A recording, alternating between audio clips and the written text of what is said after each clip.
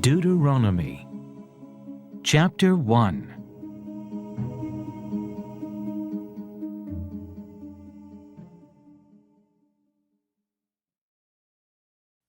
The command to leave Horeb. These are the words Moses spoke to all Israel in the desert east of the Jordan, that is, in the Arabah, opposite Suf, between Paran and Tophel, Laban, Hazroth, and Dizahab. It takes 11 days to go from Horeb to Kadesh Barnea by the Mount Seir road. In the 40th year, on the first day of the 11th month, Moses proclaimed to the Israelites all that the Lord had commanded him concerning them. This was after he had defeated Sihan, king of the Amorites, who reigned in Heshbon, and at Edrei had defeated Og, king of Bashan, who reigned in Ashtaroth. East of the Jordan, in the territory of Moab, Moses began to expound this law, saying, "The Lord our God said to us at Horeb, 'You have stayed long enough at this mountain. Break camp and advance into the hill country of the Amorites. Go to all the neighboring peoples in the Arabah, in the mountains, in the western foothills, in the Negev, and along the coast, to the land of the Canaanites and to Lebanon, as far as the great river, the Euphrates. See, I have given you this land. Go in and take possession of the land that the Lord swore he would give to your fathers, to Abraham, Isaac, and Jacob, and to their descendants after them." The appointment of leaders. At that time I said to you, "You are too heavy a burden for me to carry alone. The Lord your God has increased your numbers so that today you are as many as the stars in the sky. May the Lord, the God of your fathers, increase you 1,000 times and bless you as he has promised. But how can I bear your problems and your burdens and your disputes all by myself? Choose some wise, understanding, and respected men from each of your tribes, and I will set them over you." You answered me, "What you propose to do is good." So I took the leading men of your tribes, wise and respected men, and appointed them to have authority over you, as commanders of thousands, of hundreds, of 50s, and of 10s, and as tribal officials. And I charged your judges at that time, "Hear the disputes between your brothers and judge fairly, whether the case is between brother Israelites or between one of them and an alien. Do not show partiality in judging. Hear both small and great alike. Do not be afraid of any man, for judgment belongs to God. Bring me any case too hard for you, and I will hear it." And at that time I told you everything you were to do. Spies sent out. Then, as the Lord our God commanded us, we set out from Horeb, and went toward the hill country of the Amorites, through all that vast and dreadful desert that you have seen. And so we reached Kadesh Barnea. Then I said to you, "You have reached the hill country of the Amorites, which the Lord our God is giving us. See, the Lord your God has given you the land. Go up and take possession of it, as the Lord, the God of your fathers, told you. Do not be afraid. Do not be discouraged." Then all of you came to me and said, "Let us send men ahead to spy out the land for us and bring back a report about the route we are to take and the towns we will come to." The idea seemed good to me, so I selected 12 of you, one man from each tribe. They left and went up into the hill country and came to the valley of Eshcol and explored it. Taking with them some of the fruit of the land, they brought it down to us and reported, "It is a good land that the Lord our God is giving us." Rebellion against the Lord. But you were unwilling to go up. You rebelled against the command of the Lord your God. You grumbled in your tents and said, "The Lord hates us, so he brought us out of Egypt to deliver us into the hands of the Amorites to destroy us. Where can we go? Our brothers have made us lose heart. They say, 'The people are stronger and taller than we are. The cities are large with walls up to the sky. We even saw the Anakites there.' Then I said to you, 'Do not be terrified. Do not be afraid of them. The Lord your God who is going before you will fight for you, as he did for you in Egypt, before your very eyes. And in the desert, there you saw how the Lord your God carried you, as a father carries his son all the way you went until you reached this place. In spite of this, you did not trust in the Lord your God, who went ahead of you on your journey, in fire by night and in a cloud by day, to search out places for you to camp and to show you the way you should go. When the Lord heard what you said, he was angry and solemnly swore, "Not a man of this evil generation shall see the good land I swore to give your forefathers, except Caleb, son of Jephunneh. He will see it, and I will give him and his descendants the land he set his feet on, because he followed the Lord wholeheartedly." Because of you the Lord became angry with me also and said, "You shall not enter it either, but your assistant Joshua son of Nun will enter it. Encourage him, because he will lead Israel to inherit it. And the little ones that you said would be taken captive, your children, who do not yet know good from bad, they will enter the land. I will give it to them, and they will take possession of it. But as for you, turn around and set out toward the desert along the route to the Red Sea." Then you replied, "We have sinned against the Lord. We will go up and fight as the Lord our God commanded us." So every one of you put on his weapons, thinking it easy to go up into the hill country. But the Lord said to me, "Tell them, do not go up and fight, because I will not be with you. You will be defeated by your enemies." So I told you, but you would not listen. You rebelled against the Lord's command, and in your arrogance you marched up into the hill country. The Amorites who lived in those hills came out against you. They chased you like a swarm of bees and beat you down from Seir all the way to Hormah. You came back and wept before the Lord, but he paid no attention to your weeping and turned a deaf ear to you. And so you stayed in Kadesh many days, all the time you spent there. Deuteronomy Chapter 2.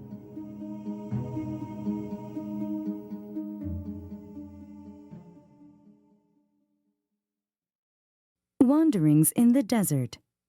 Then we turned back and set out toward the desert along the route to the Red Sea, as the Lord had directed me.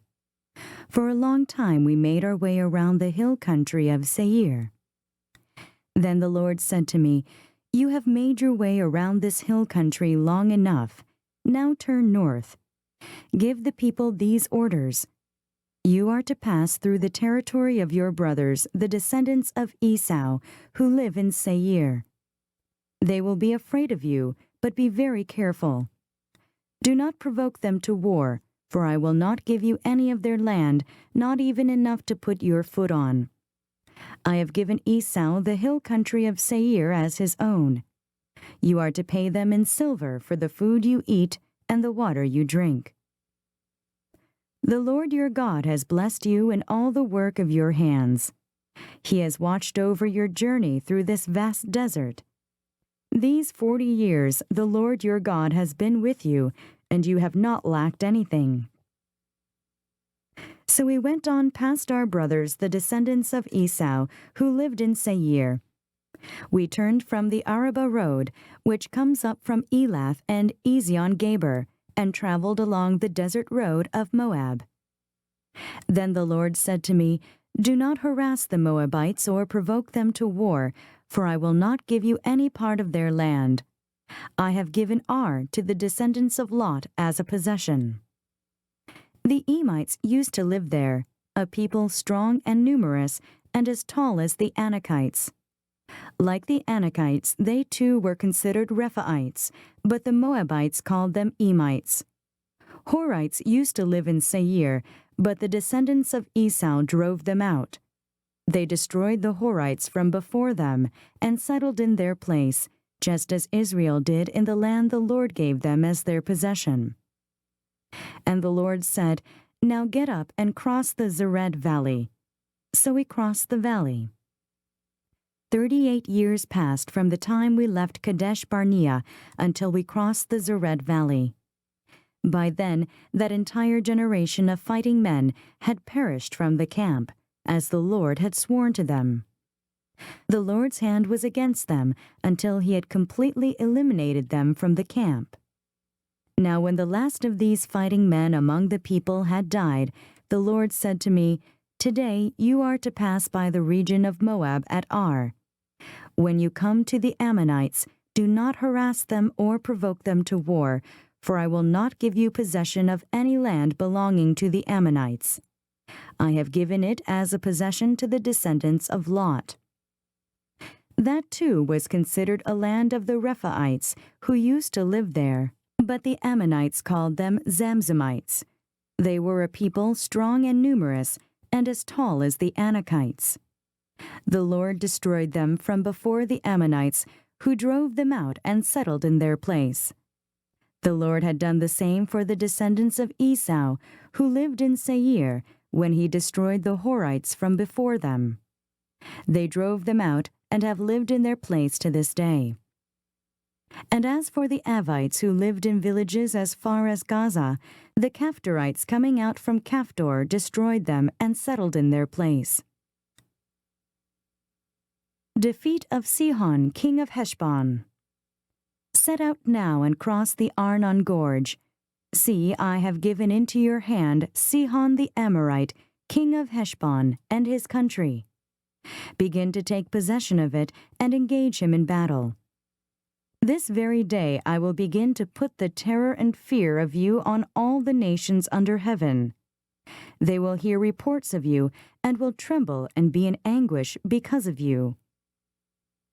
From the desert of Kedemoth I sent messengers to Sihon, king of Heshbon, offering peace and saying, Let us pass through your country. We will stay on the main road. We will not turn aside to the right or to the left. Sell us food to eat and water to drink for their price in silver. Only let us pass through on foot, as the descendants of Esau, who live in Seir, and the Moabites who live in Ar did for us, until we cross the Jordan into the land the Lord our God is giving us. But Sihon, king of Heshbon, refused to let us pass through. For the Lord your God had made his spirit stubborn and his heart obstinate in order to give him into your hands, as he has now done. The Lord said to me, See, I have begun to deliver Sihon and his country over to you. Now begin to conquer and possess his land. When Sihon and all his army came out to meet us in battle at Jahaz, the Lord our God delivered him over to us, and we struck him down, together with his sons and his whole army. At that time we took all his towns, and completely destroyed them, men, women, and children. We left no survivors. But the livestock and the plunder from the towns we had captured, we carried off for ourselves. From Aroer on the rim of the Arnon gorge, and from the town in the gorge, even as far as Gilead, not one town was too strong for us. The Lord our God gave us all of them. But in accordance with the command of the Lord our God, you did not encroach on any of the land of the Ammonites, neither the land along the course of the Jabbok, nor that around the towns in the hills. Deuteronomy Chapter 3.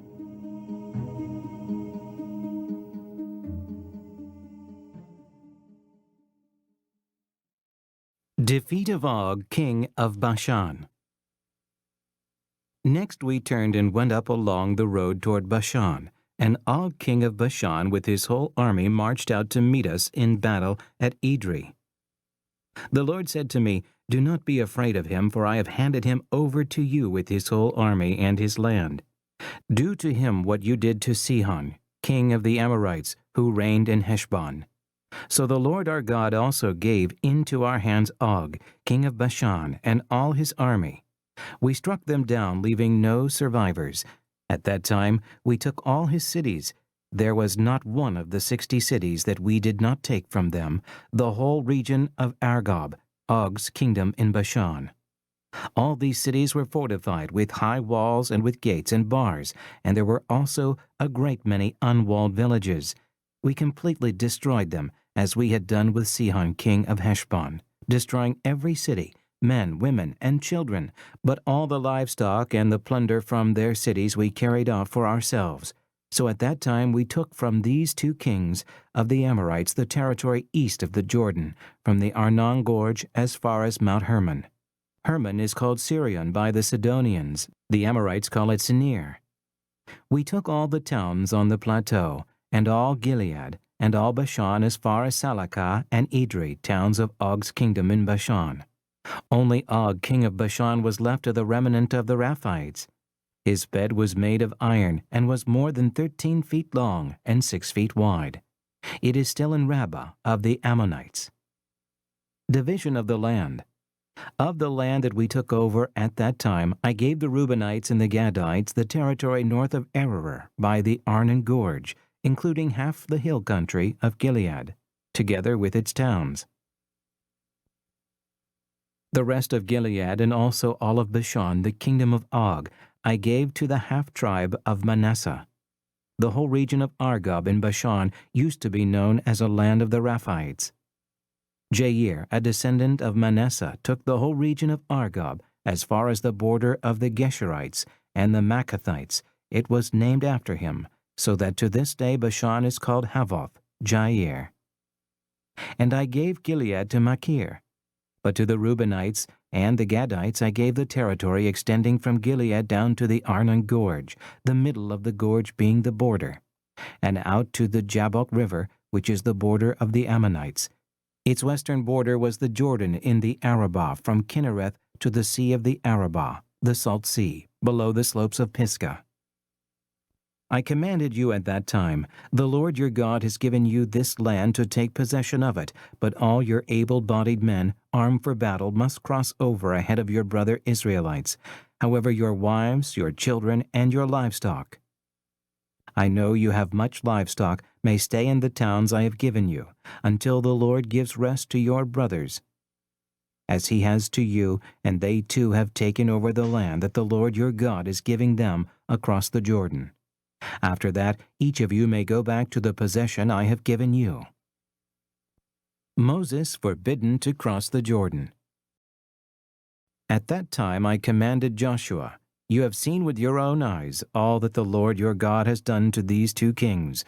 The Lord will do the same to all the kingdoms over there, where you are going. Do not be afraid of them, the Lord your God himself will fight for you."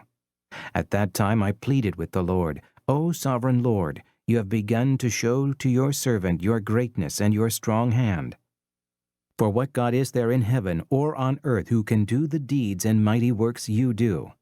Let me go over and see the good land beyond the Jordan, that fine hill country in Lebanon." But because of you the Lord was angry with me and would not listen to me. "That is enough," the Lord said. "Do not speak to me any more about this matter. Go up to the top of Pisgah and look west and north and south and east.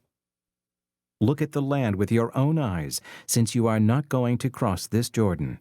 But commission Joshua and encourage and strengthen him, for he will lead this people across and will cause them to inherit the land that you will see." So we stayed in the valley near Beth Peor. Deuteronomy Chapter 4.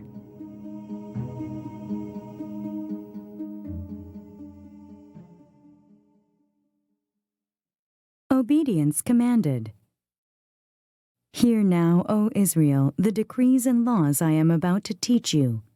Follow them so that you may live and may go in and take possession of the land that the Lord, the God of your fathers, is giving you. Do not add to what I command you, and do not subtract from it, but keep the commands of the Lord your God that I give you. You saw with your own eyes what the Lord did at Baal Peor. The Lord your God destroyed from among you everyone who followed the Baal of Peor. But all of you who held fast to the Lord your God are still alive today. See, I have taught you decrees and laws as the Lord my God commanded me, so that you may follow them in the land you are entering to take possession of it. Observe them carefully, for this will show your wisdom and understanding to the nations, who will hear about all these decrees and say, "Surely this great nation is a wise and understanding people." What other nation is so great as to have their gods near them the way the Lord our God is near us whenever we pray to him? And what other nation is so great as to have such righteous decrees and laws as this body of laws I am setting before you today? Only be careful and watch yourselves closely, so that you do not forget the things your eyes have seen, or let them slip from your heart as long as you live. Teach them to your children and to their children after them. Remember the day you stood before the Lord your God at Horeb, when he said to me, "Assemble the people before me to hear my words, so that they may learn to revere me as long as they live in the land, and may teach them to their children." You came near and stood at the foot of the mountain, while it blazed with fire to the very heavens, with black clouds and deep darkness. Then the Lord spoke to you out of the fire. You heard the sound of words, but saw no form. There was only a voice. He declared to you his covenant, the 10 Commandments, which he commanded you to follow, and then wrote them on 2 stone tablets. And the Lord directed me at that time to teach you the decrees and laws you are to follow in the land that you are crossing the Jordan to possess. Idolatry forbidden. You saw no form of any kind the day the Lord spoke to you at Horeb out of the fire. Therefore, watch yourselves very carefully, so that you do not become corrupt and make for yourselves an idol, an image of any shape, whether formed like a man or a woman, or like any animal on earth, or any bird that flies in the air, or like any creature that moves along the ground, or any fish in the waters below. And when you look up to the sky and see the sun, the moon, and the stars, all the heavenly array, do not be enticed into bowing down to them and worshiping things the Lord your God has apportioned to all the nations under heaven. But as for you, the Lord took you and brought you out of the iron-smelting furnace, out of Egypt, to be the people of his inheritance, as you now are. The Lord was angry with me because of you, and he solemnly swore that I would not cross the Jordan and enter the good land the Lord your God is giving you as your inheritance. I will die in this land. I will not cross the Jordan, but you are about to cross over and take possession of that good land. Be careful not to forget the covenant of the Lord your God that he made with you. Do not make for yourselves an idol in the form of anything the Lord your God has forbidden. For the Lord your God is a consuming fire, a jealous God. After you have had children and grandchildren, and have lived in the land a long time, if you then become corrupt and make any kind of idol, doing evil in the eyes of the Lord your God and provoking him to anger, I call heaven and earth as witnesses against you this day, that you will quickly perish from the land that you are crossing the Jordan to possess. You will not live there long, but will certainly be destroyed. The Lord will scatter you among the peoples, and only a few of you will survive among the nations to which the Lord will drive you. There you will worship man-made gods of wood and stone, which cannot see or hear or eat or smell. But if from there you seek the Lord your God, you will find him if you look for him with all your heart and with all your soul. When you are in distress and all these things have happened to you, then in later days you will return to the Lord your God and obey him. For the Lord your God is a merciful God. He will not abandon or destroy you, or forget the covenant with your forefathers, which he confirmed to them by oath. The Lord is God. Ask now about the former days, long before your time, from the day God created man on the earth. Ask from one end of the heavens to the other. Has anything so great as this ever happened? Or has anything like it ever been heard of? Has any other people heard the voice of God speaking out of fire as you have and lived? Has any God ever tried to take for himself one nation out of another nation, by testings, by miraculous signs and wonders, by war, by a mighty hand and an outstretched arm, or by great and awesome deeds, like all the things the Lord your God did for you in Egypt before your very eyes? You were shown these things so that you might know that the Lord is God. Besides him there is no other. From heaven he made you hear his voice to discipline you. On earth he showed you his great fire, and you heard his words from out of the fire. Because he loved your forefathers and chose their descendants after them, he brought you out of Egypt by his presence and his great strength, to drive out before you nations greater and stronger than you, and to bring you into their land to give it to you for your inheritance, as it is today. Acknowledge and take to heart this day that the Lord is God in heaven above and on the earth below. There is no other. Keep his decrees and commands, which I am giving you today, so that it may go well with you and your children after you, and that you may live long in the land the Lord your God gives you for all time. Cities of Refuge. Then Moses set aside 3 cities east of the Jordan, to which anyone who had killed a person could flee if he had unintentionally killed his neighbor without malice aforethought. He could flee into one of these cities and save his life. The cities were these: Bezer in the desert plateau for the Reubenites, Ramoth in Gilead for the Gadites, and Golan in Bashan for the Manassites. Introduction to the Law. This is the law Moses set before the Israelites.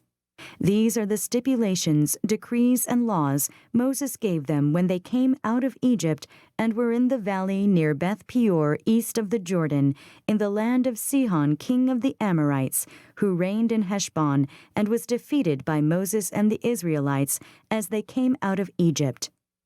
They took possession of his land and the land of Og, king of Bashan, the 2 Amorite kings east of the Jordan. This land extended from Aroer on the rim of the Arnon Gorge to Mount Sion, that is Hermon, and included all the Arabah east of the Jordan as far as the Sea of the Arabah below the slopes of Pisgah. Deuteronomy, chapter 5.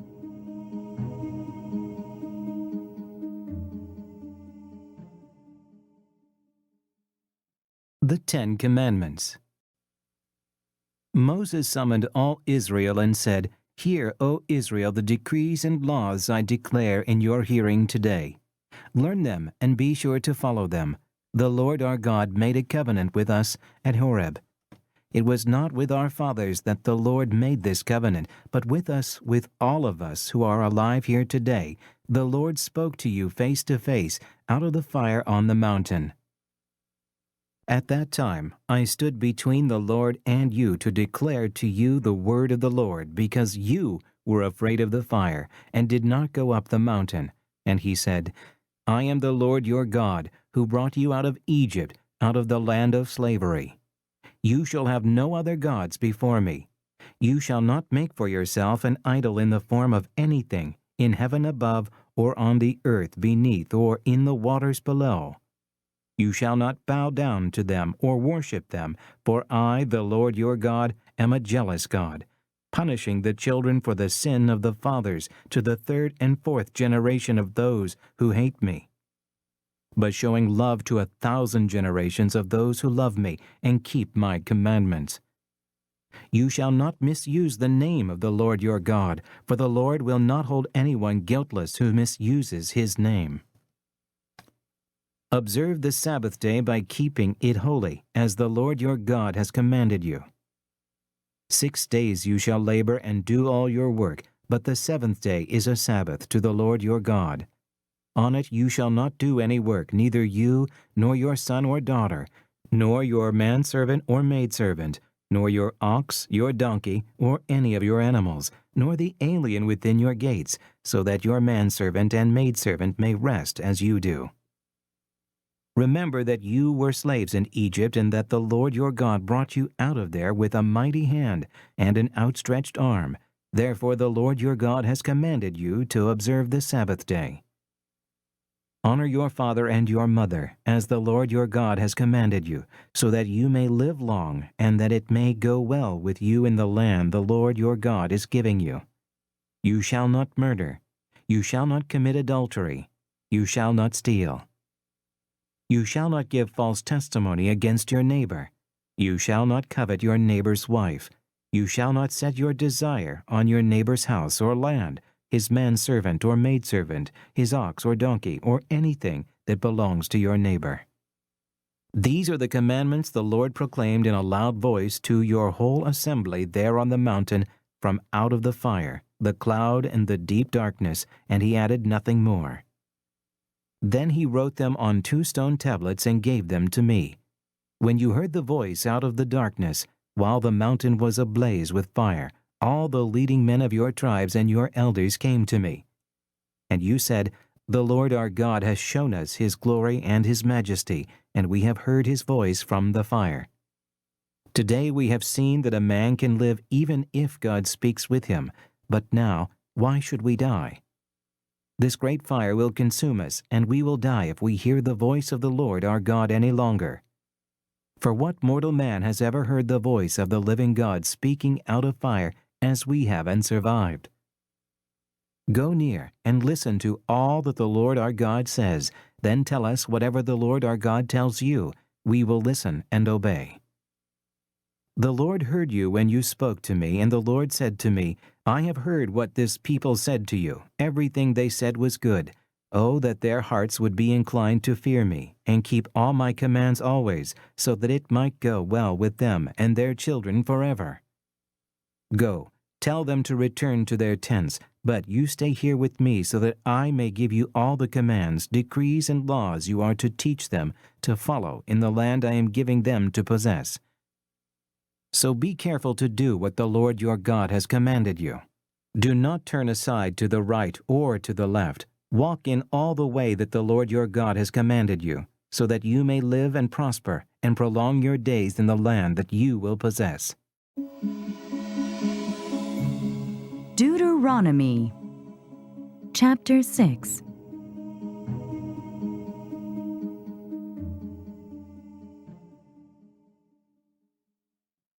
Love the Lord your God. These are the commands, decrees, and laws the Lord your God directed me to teach you to observe in the land that you are crossing the Jordan to possess, so that you, your children, and their children after them may fear the Lord your God as long as you live, by keeping all his decrees and commands that I give you, and so that you may enjoy long life. Hear, O Israel, and be careful to obey, so that it may go well with you, and that you may increase greatly in a land flowing with milk and honey, just as the Lord, the God of your fathers, promised you. Hear, O Israel, the Lord our God, the Lord is one. Love the Lord your God with all your heart, and with all your soul, and with all your strength. These commandments that I give you today are to be upon your hearts. Impress them on your children. Talk about them when you sit at home, and when you walk along the road, when you lie down, and when you get up. Tie them as symbols on your hands, and bind them on your foreheads. Write them on the door frames of your houses and on your gates. When the Lord your God brings you into the land he swore to your fathers, to Abraham, Isaac, and Jacob, to give you, a land with large, flourishing cities you did not build, houses filled with all kinds of good things you did not provide, wells you did not dig, and vineyards and olive groves you did not plant, then when you eat and are satisfied, be careful that you do not forget the Lord, who brought you out of Egypt, out of the land of slavery.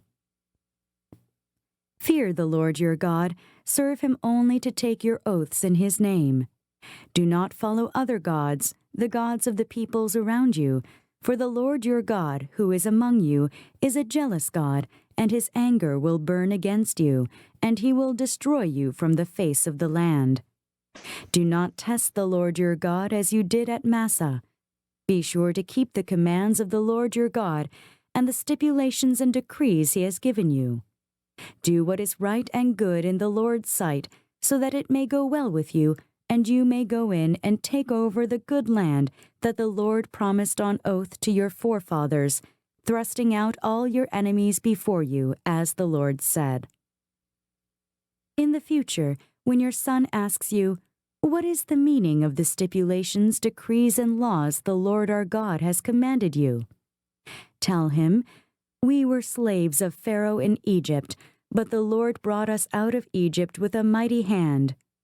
Before our eyes the Lord sent miraculous signs and wonders, great and terrible, upon Egypt and Pharaoh and his whole household. But he brought us out from there to bring us in and give us the land that he promised on oath to our forefathers. The Lord commanded us to obey all these decrees and to fear the Lord our God, so that we might always prosper and be kept alive, as is the case today. And if we are careful to obey all this law before the Lord our God, as he has commanded us, that will be our righteousness. Deuteronomy chapter 7.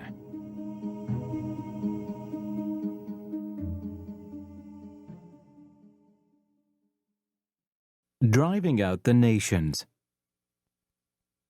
When the Lord your God brings you into the land you are entering to possess and drives out before you many nations, the Hittites, Girgashites, Amorites, Canaanites, Perizzites, Hivites, and Jebusites, 7 nations larger and stronger than you, and when the Lord your God has delivered them over to you, and you have defeated them, then you must destroy them totally.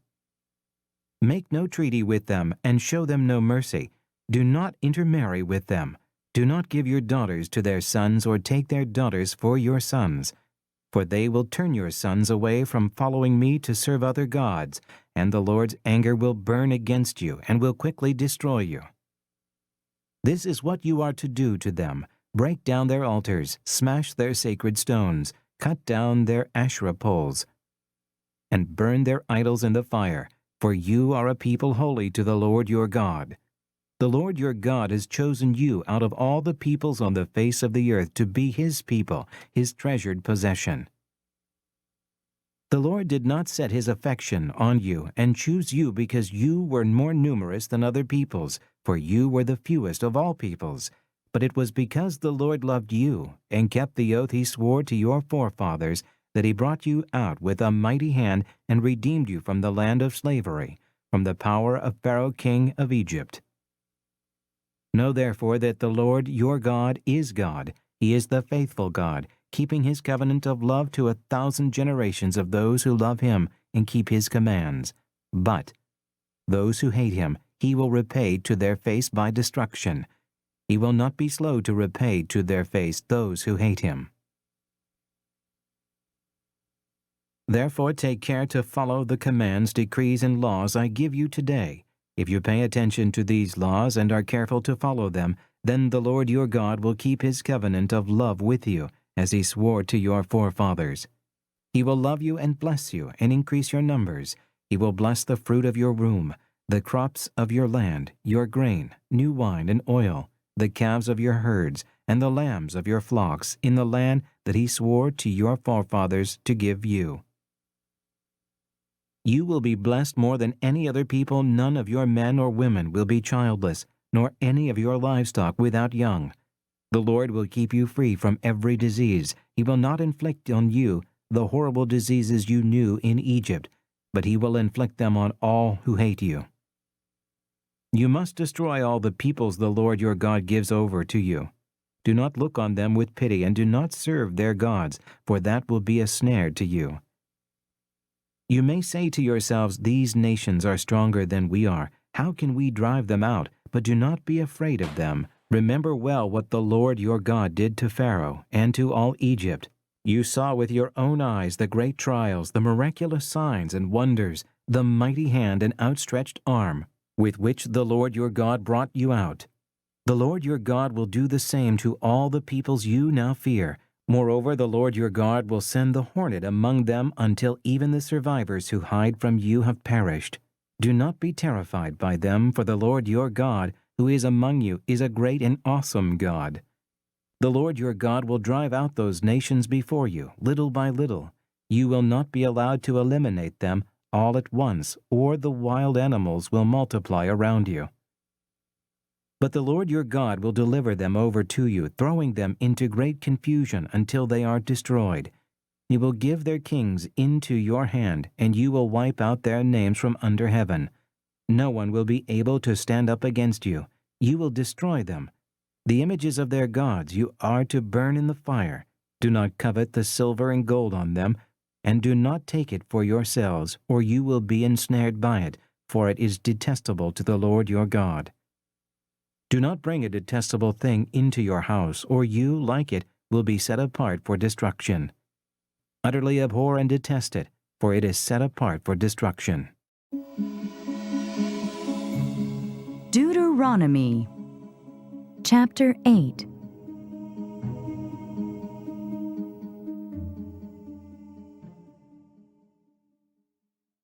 Do not forget the Lord. Be careful to follow every command I am giving you today, so that you may live and increase and may enter and possess the land that the Lord promised on oath to your forefathers. Remember how the Lord your God led you all the way in the desert these 40 years, to humble you and to test you in order to know what was in your heart, whether or not you would keep his commands. He humbled you, causing you to hunger and then feeding you with manna, which neither you nor your fathers had known, to teach you that man does not live on bread alone, but on every word that comes from the mouth of the Lord. Your clothes did not wear out, and your feet did not swell during these 40 years. Know then in your heart that as a man disciplines his son, so the Lord your God disciplines you. Observe the commands of the Lord your God, walking in his ways and revering him. For the Lord your God is bringing you into a good land, a land with streams and pools of water, with springs flowing in the valleys and hills, a land with wheat and barley, vines and fig trees, pomegranates, olive and honey, a land where bread will not be scarce, and you will lack nothing, a land where the rocks are iron, and you can dig copper out of the hills. When you have eaten and are satisfied, praise the Lord your God for the good land he has given you. Be careful that you do not forget the Lord your God, failing to observe his commands, his laws, and his decrees that I am giving you this day. Otherwise, when you eat and are satisfied, when you build fine houses and settle down, and when your herds and flocks grow large, and your silver and gold increase, and all you have is multiplied, then your heart will become proud, and you will forget the Lord your God, who brought you out of Egypt, out of the land of slavery. He led you through the vast and dreadful desert, that thirsty and waterless land, with its venomous snakes and scorpions. He brought you water out of hard rock. He gave you manna to eat in the desert, something your fathers had never known, to humble and to test you, so that in the end it might go well with you. You may say to yourself, "My power and the strength of my hands have produced this wealth for me." But remember the Lord your God, for it is he who gives you the ability to produce wealth, and so confirms his covenant, which he swore to your forefathers, as it is today. If you ever forget the Lord your God, and follow other gods, and worship and bow down to them, I testify against you today that you will surely be destroyed. Like the nations the Lord destroyed before you, so you will be destroyed for not obeying the Lord your God. Deuteronomy Chapter 9.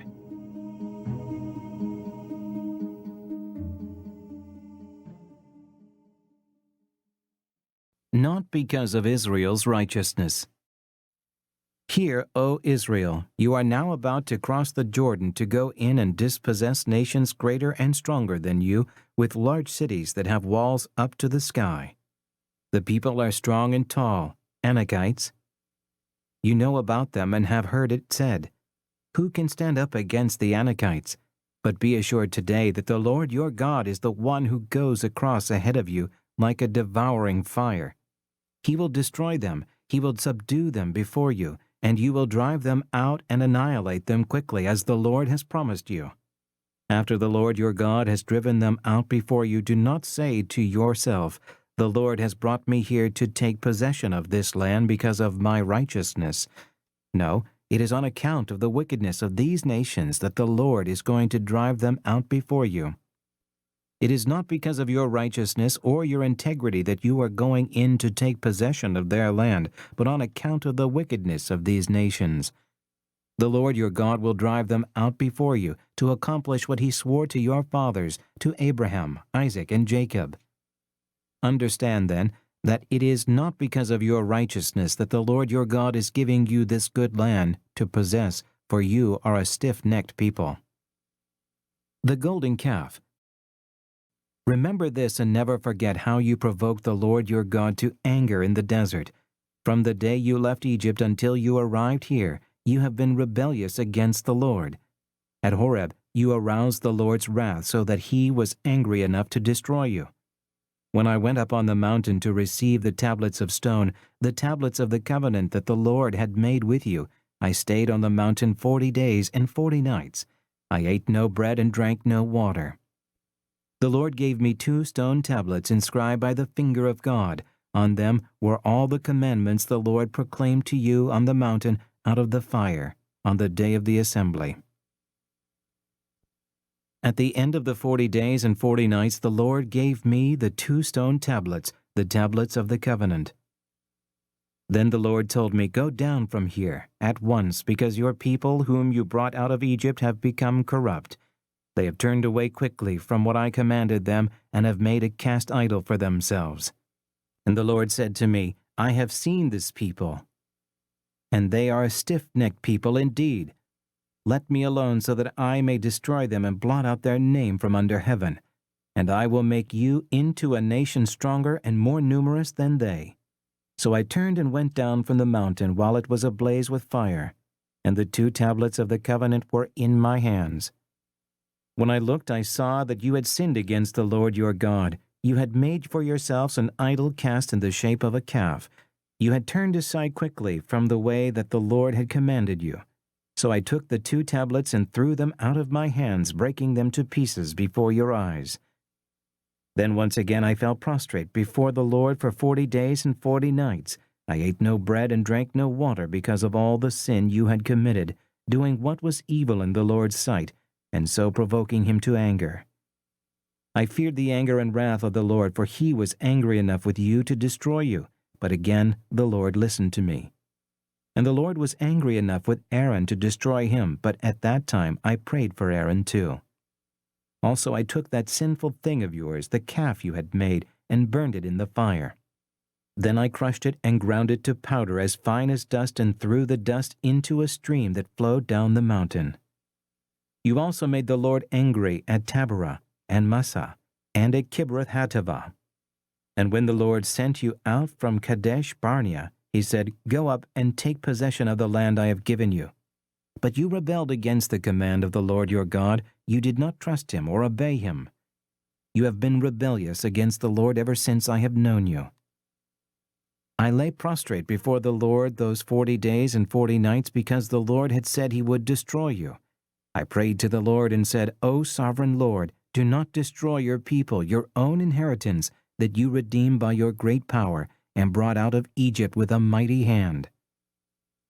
Remember your servants Abraham, Isaac, and Jacob. Overlook the stubbornness of this people, their wickedness and their sin. Otherwise the country from which you brought us will say, because the Lord was not able to take them into the land he had promised them, and because he hated them, he brought them out to put them to death in the desert. But they are your people, your inheritance that you brought out by your great power and your outstretched arm." Deuteronomy Chapter 10.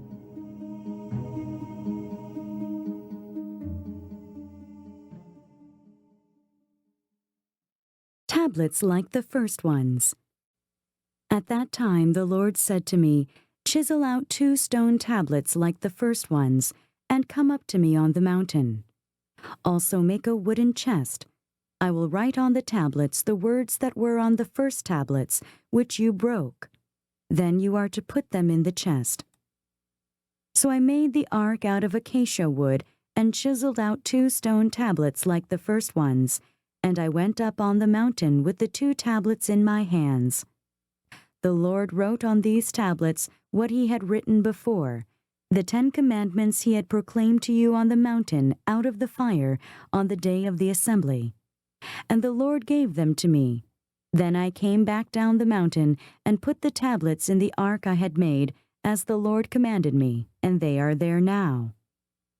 The Israelites traveled from the wells of the Jachanites to Moserah. There Aaron died and was buried, and Eleazar his son succeeded him as priest. From there they traveled to Gudgodah and on to Jotbathah, a land with streams of water. At that time the Lord set apart the tribe of Levi to carry the ark of the covenant of the Lord, to stand before the Lord to minister and to pronounce blessings in his name, as they still do today. That is why the Levites have no share or inheritance among their brothers. The Lord is their inheritance, as the Lord your God told them. Now I had stayed on the mountain 40 days and nights, as I did the first time, and the Lord listened to me at this time also. It was not his will to destroy you. Go, the Lord said to me, and lead the people on their way, so that they may enter and possess the land that I swore to their fathers to give them. Fear the Lord. And now, O Israel, what does the Lord your God ask of you but to fear the Lord your God, to walk in all his ways, to love him, to serve the Lord your God with all your heart and with all your soul, and to observe the Lord's commands and decrees that I am giving you today for your own good? To the Lord your God belong the heavens, even the highest heavens, the earth and everything in it. Yet the Lord set his affection on your forefathers and loved them, and he chose you, their descendants, above all the nations, as it is today. Circumcise your hearts, therefore, and do not be stiff-necked any longer. For the Lord your God is God of gods and Lord of lords, the great God, mighty and awesome, who shows no partiality and accepts no bribes. He defends the cause of the fatherless and the widow, and loves the alien, giving him food and clothing. And you are to love those who are aliens, for you yourselves were aliens in Egypt. Fear the Lord your God and serve him. Hold fast to him and take your oaths in his name. He is your praise, he is your God, who performed for you those great and awesome wonders you saw with your own eyes. Your forefathers who went down into Egypt were 70 in all. And now the Lord your God has made you as numerous as the stars in the sky. Deuteronomy Chapter 11.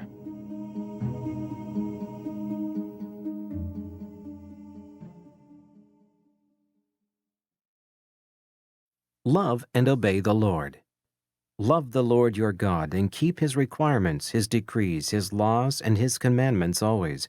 Remember today that your children were not the ones who saw and experienced the discipline of the Lord your God, his majesty, his mighty hand, his outstretched arm, the signs he performed and the things he did in the heart of Egypt, both to Pharaoh king of Egypt and to his whole country, what he did to the Egyptian army, to its horses and chariots, how he overwhelmed them with the waters of the Red Sea as they were pursuing you, and how the Lord brought lasting ruin on them. It was not your children who saw what he did for you in the desert until you arrived at this place, and what he did to Dathan and Abiram, sons of Eliab, the Reubenite. When the earth opened its mouth right in the middle of all Israel and swallowed them up with their households, their tents, and every living thing that belonged to them. But it was your eyes that saw all these great things the Lord has done. Observe therefore all the commands I am giving you today, so that you may have the strength to go in and take over the land that you are crossing, the Jordan, to possess, and so that you may live long in the land that the Lord swore to your forefathers to give to them and their descendants, a land flowing with milk and honey. The land you are entering to take over is not like the land of Egypt, from which you have come, where you planted your seed and irrigated it by foot as in a vegetable garden. But the land you are crossing the Jordan to take possession of is a land of mountains and valleys that drinks rain from heaven. It is a land the Lord your God cares for. The eyes of the Lord your God are continually on it from the beginning of the year to its end. So if you faithfully obey the commands I am giving you today, to love the Lord your God and to serve him with all your heart and with all your soul, then I will send rain on your land in its season, both autumn and spring rains, so that you may gather in your grain, new wine, and oil. I will provide grass in the fields for your cattle, and you will eat and be satisfied. Be careful, or you will entice to turn away and worship other gods and bow down to them. Then the Lord's anger will burn against you, and he will shut the heavens so that it will not rain, and the ground will yield no produce, and you will soon perish from the good land the Lord is giving you. Fix these words of mine in your hearts and minds. Tie them as symbols on your hands and bind them on your foreheads. Teach them to your children, talking about them when you sit at home and when you walk along the road, when you lie down and when you get up. Write them on the doorframes of your houses and on your gates, so that your days and the days of your children may be many in the land that the Lord swore to give your forefathers, as many as the days that the heavens are above the earth. If you carefully observe all these commands I am giving you to follow, to love the Lord your God, to walk in all his ways and to hold fast to him, then the Lord will drive out all these nations before you, and you will possess nations larger and stronger than you. Every place where you set foot will be yours. Your territory will extend from the desert to Lebanon, and from the Euphrates River to the western sea. No man will be able to stand against you. The Lord your God, as he promised you, will put the terror and fear of you on the whole land, wherever you go. See, I am setting before you today a blessing and a curse.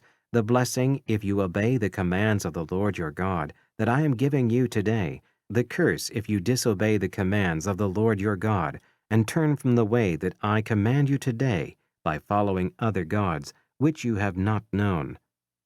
When the Lord your God has brought you into the land you are entering to possess, you are to proclaim on Mount Gerizim the blessings and on Mount Ebal the curses.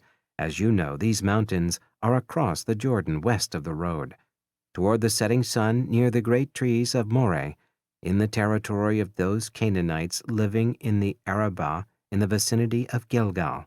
You are about to cross the Jordan to enter and take possession of the land the Lord your God is giving you.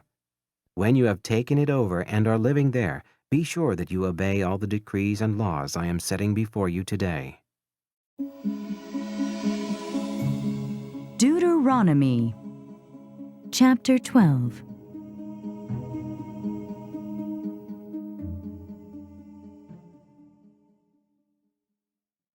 The one place of worship. These are the decrees and laws you must be careful to follow in the land that the Lord, the God of your fathers, has given you to possess, as long as you live in the land. Destroy completely all the places on the high mountains and on the hills and under every spreading tree where the nations you were dispossessing worship their gods. Break down their altars, smash their sacred stones, and burn their Asherah poles in the fire. Cut down the idols of their gods and wipe out their names from those places. You must not worship the Lord your God in their way, but you are to seek the place the Lord your God will choose from among all your tribes to put his name there for his dwelling. To that place you must go. There bring your burnt offerings and sacrifices, your tithes and special gifts, what you have vowed to give and your freewill offerings, and the firstborn of your herds and flocks. There, in the presence of the Lord your God, you and your family shall eat and shall rejoice in everything you have put your hand to, because the Lord your God has blessed you. You are not to do as we do here today, everyone as he sees fit, since you have not yet reached the resting place and the inheritance the Lord your God is giving you. But you will cross the Jordan and settle in the land the Lord your God is giving you as an inheritance. And he will give you rest from all your enemies around you, so that you will live in safety. Then to the place the Lord your God will choose as a dwelling for his name, there you are to bring everything I command you, your burnt offerings and sacrifices, your tithes and special gifts, and all the choice possessions you have vowed to the Lord.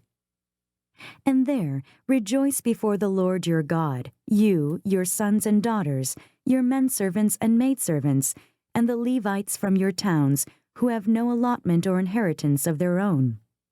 Be careful not to sacrifice your burnt offerings anywhere you please. Offer them only at the place the Lord will choose in one of your tribes, and there observe everything I command you. Nevertheless, you may slaughter your animals in any of your towns, and eat as much of the meat as you want, as if it were gazelle or deer, according to the blessing the Lord your God gives you. Both the ceremonially unclean and the clean may eat it. But you must not eat the blood, pour it out on the ground like water. You must not eat in your own towns the tithe of your grain and new wine and oil, or the firstborn of your herds and flocks, or whatever you have vowed to give, or your freewill offerings or special gifts. Instead, you are to eat them in the presence of your Lord your God at the place the Lord your God will choose.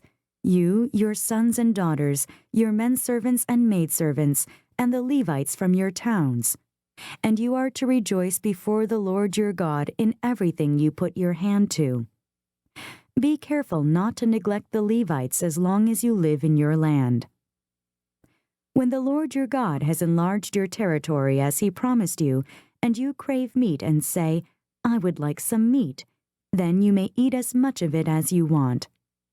If the place where the Lord your God chooses to put his name is too far away from you, you may slaughter animals from the herds and flocks the Lord has given you, as I have commanded you. And in your own towns you may eat as much of them as you want.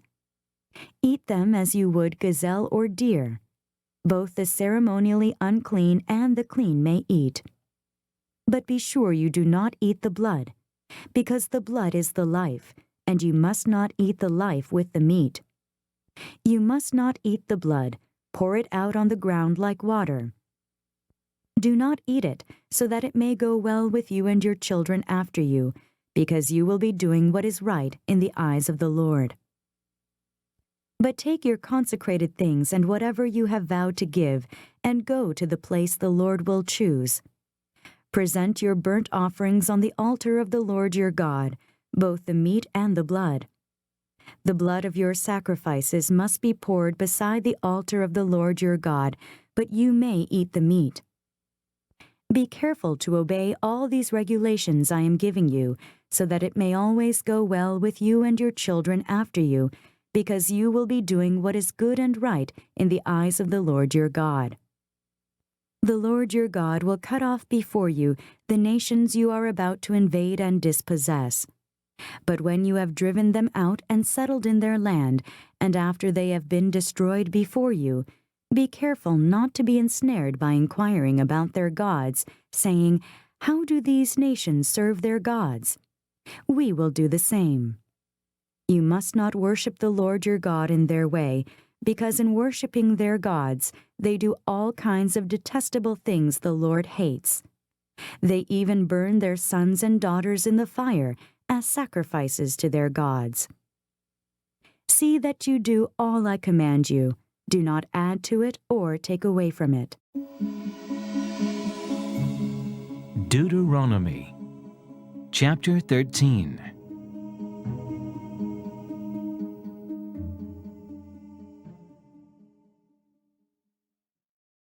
Worshipping other gods. If a prophet or one who foretells by dreams appears among you and announces to you a miraculous sign or wonder, and if the sign or wonder of which he has spoken takes place, and he says, Let us follow other gods, gods you have not known, and let us worship them, you must not listen to the words of that prophet or dreamer. The Lord your God is testing you to find out whether you love him with all your heart and with all your soul. It is the Lord your God you must follow, and him you must revere. Keep his commands and obey him, serve him, and hold fast to him. That prophet or dreamer must be put to death, because he preached rebellion against the Lord your God, who brought you out of Egypt and redeemed you from the land of slavery. He has tried to turn you from the way the Lord your God commanded you to follow. You must purge the evil from among you. If your very own brother, or your son or daughter, or the wife you love, or your closest friend secretly entices you, saying, Let us go and worship other gods, gods that neither you nor your fathers have known, gods of the peoples around you, whether near or far, from one end of the land to the other. Do not yield to him or listen to him. Show him no pity. Do not spare him or shield him. You must certainly put him to death. Your hand must be the first in putting him to death, and then the hands of all the people. Stone him to death because he tried to turn you away from the Lord your God, who brought you out of Egypt, out of the land of slavery. Then all Israel will hear and be afraid, and no one among you will do such an evil thing again. If you hear it said about one of the towns the Lord your God is giving you to live in, that wicked men have arisen among you, and have led the people of their town astray, saying, Let us go and worship other gods, gods you have not known, then you must inquire, probe and investigate it thoroughly. And if it is true, and it has been proved that this detestable thing has been done among you, you must certainly put to the sword all who live in that town. Destroy it completely, both its people and its livestock. Gather all the plunder of the town into the middle of the public square, and completely burn the town and all its plunder, as a whole burnt offering to the Lord your God. It is to remain a ruin forever, never to be rebuilt. None of those condemned things shall be found in your hands, so that the Lord will turn from his fierce anger. He will show you mercy, have compassion on you, and increase your numbers, as he promised on oath to your forefathers, because you obey the Lord your God, keeping all his commands that I am giving you today, and doing what is right in his eyes. Deuteronomy Chapter 14.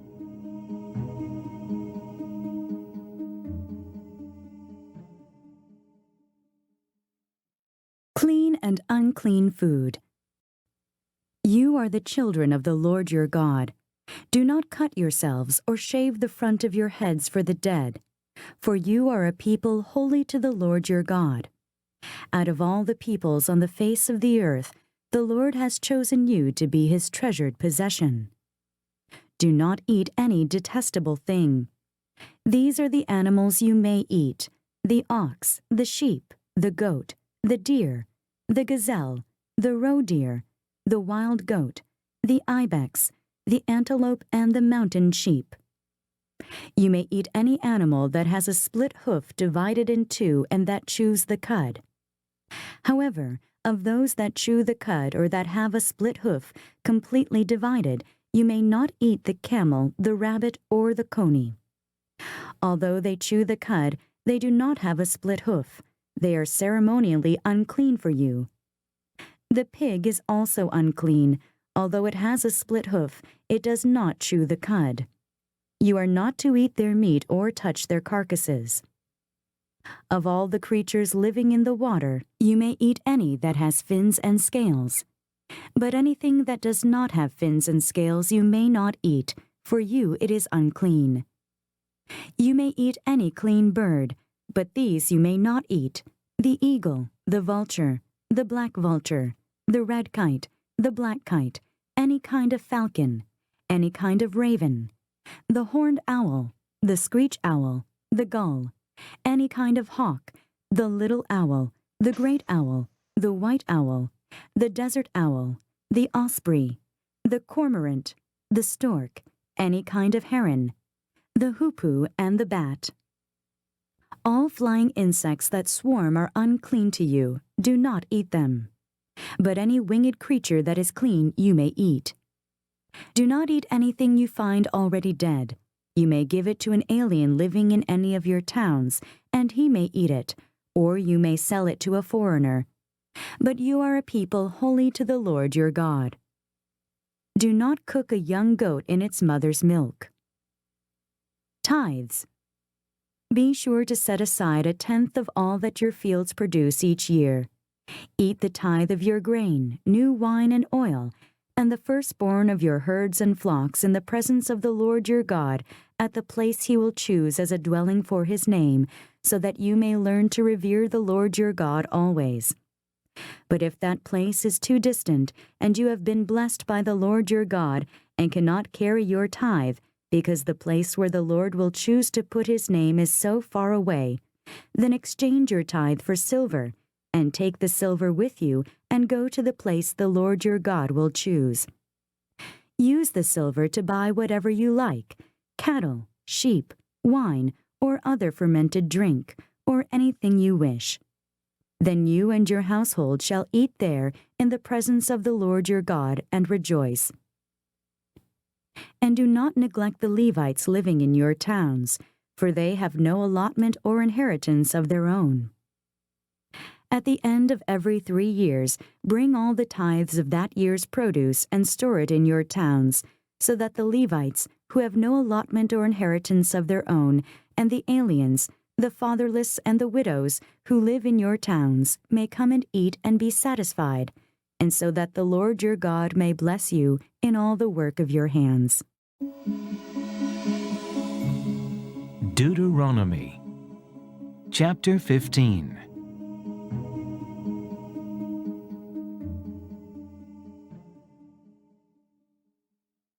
The year for canceling debts. At the end of every 7 years you must cancel debts. This is how it is to be done. Every creditor shall cancel the loan he has made to his fellow Israelite. He shall not require payment from his fellow Israelite or brother, because the Lord's time for canceling debts has been proclaimed. You may require payment from a foreigner, but you must cancel any debt your brother owes you. However, there should be no poor among you, for in the land the Lord your God is giving you to possess as your inheritance, he will richly bless you, if only you fully obey the Lord your God, and are careful to follow all these commands I am giving you today. For the Lord your God will bless you as he has promised, and you will lend to many nations, but will borrow from none. You will rule over many nations, but none will rule over you. If there is a poor man among your brothers, in any of the towns of the land that the Lord your God is giving you, do not be hard-hearted or tight-fisted toward your poor brother. Rather be open-handed and freely lend him whatever he needs. Be careful not to harbor this wicked thought. The 7th year, the year for canceling debts, is near, so that you do not show ill will toward your needy brother and give him nothing. He may then appeal to the Lord against you, and you will be found guilty of sin. Give generously to him, and do so without a grudging heart. Then because of this, the Lord your God will bless you in all your work and in everything you put your hand to. There will always be poor people in the land. Therefore I command you to be open-handed toward your brothers and toward the poor and needy in your land. Freeing servants. If a fellow Hebrew, a man or a woman, sells himself to you and serves you 6 years, in the 7th year you must let him go free, and when you release him, do not send him away empty-handed. Supply him liberally from your flock, your threshing floor, and your winepress. Give to him as the Lord your God has blessed you. Remember that you were slaves in Egypt, and the Lord your God redeemed you. That is why I give you this command today. But if your servant says to you, I do not want to leave you because he loves you and your family and is well off with you, then take an awl and push it through his earlobe into the door, and he will become your servant for life. Do the same for your maidservant. Do not consider it a hardship to set your servant free because his service to you these 6 years has been worth twice as much as that of a hired hand. And the Lord your God will bless you in everything you do. The firstborn animals. Set apart for the Lord your God every firstborn male of your herds and flocks. Do not put the firstborn of your oxen to work, and do not shear the firstborn of your sheep. Each year you and your family are to eat them in the presence of the Lord your God at the place he will choose. If an animal has a defect, is lame or blind, or has any serious flaw, you must not sacrifice it to the Lord your God. You are to eat it in your own towns. Both the ceremonially unclean and the clean may eat it, as if it were a gazelle or deer. But you must not eat the blood. Pour it out on the ground like water. Deuteronomy chapter 16.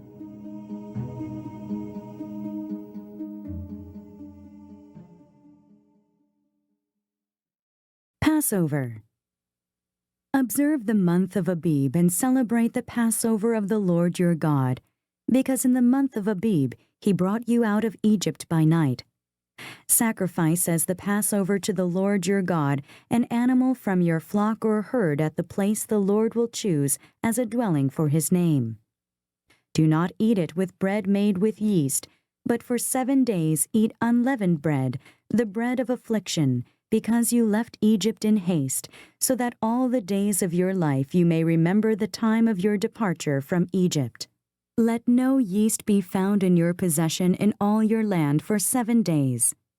Do not let any of the meat you sacrifice on the evening of the first day remain until morning. You must not sacrifice the Passover in any town the Lord your God gives you, except in the place he will choose as a dwelling for his name. There you must sacrifice the Passover in the evening, when the sun goes down, on the anniversary of your departure from Egypt. Roast it and eat it at the place the Lord your God will choose. Then in the morning return to your tents. For 6 days eat unleavened bread, and on the 7th day hold an assembly to the Lord your God, and do no work. Feast of Weeks. Count off 7 weeks from the time you begin to put the sickle to the standing grain. Then celebrate the Feast of Weeks to the Lord your God by giving a freewill offering in proportion to the blessings the Lord your God has given you. And rejoice before the Lord your God at the place he will choose as a dwelling for his name. You, your sons and daughters, your menservants and maidservants, the Levites in your towns, and the aliens, the fatherless, and the widows living among you. Remember that you were slaves in Egypt, and follow carefully these decrees. Feast of Tabernacles. Celebrate the Feast of Tabernacles for 7 days after you have gathered the produce of your threshing floor and your winepress. Be joyful at your feast, you, your sons and daughters, your menservants and maidservants, and the Levites, the aliens, the fatherless, and the widows who live in your towns.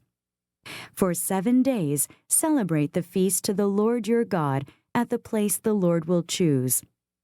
For the Lord your God will bless you in all your harvest and in all the work of your hands, and your joy will be complete.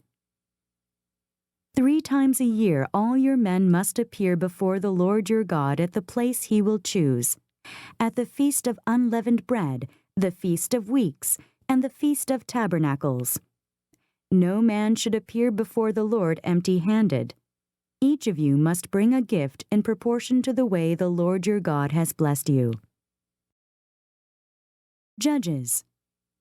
Appoint judges and officials for each of your tribes in every town the Lord your God is giving you, and they shall judge the people fairly. Do not pervert justice or show partiality. Do not accept a bribe, for a bribe blinds the eyes of the wise and twists the words of the righteous. Follow justice and justice alone, so that you may live and possess the land the Lord your God is giving you.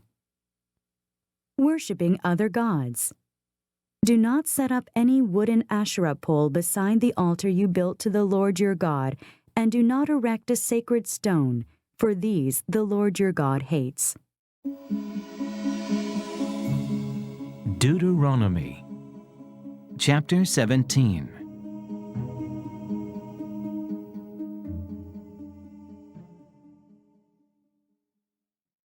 Do not sacrifice to the Lord your God an ox or a sheep that has any defect or flaw in it, for that would be detestable to him.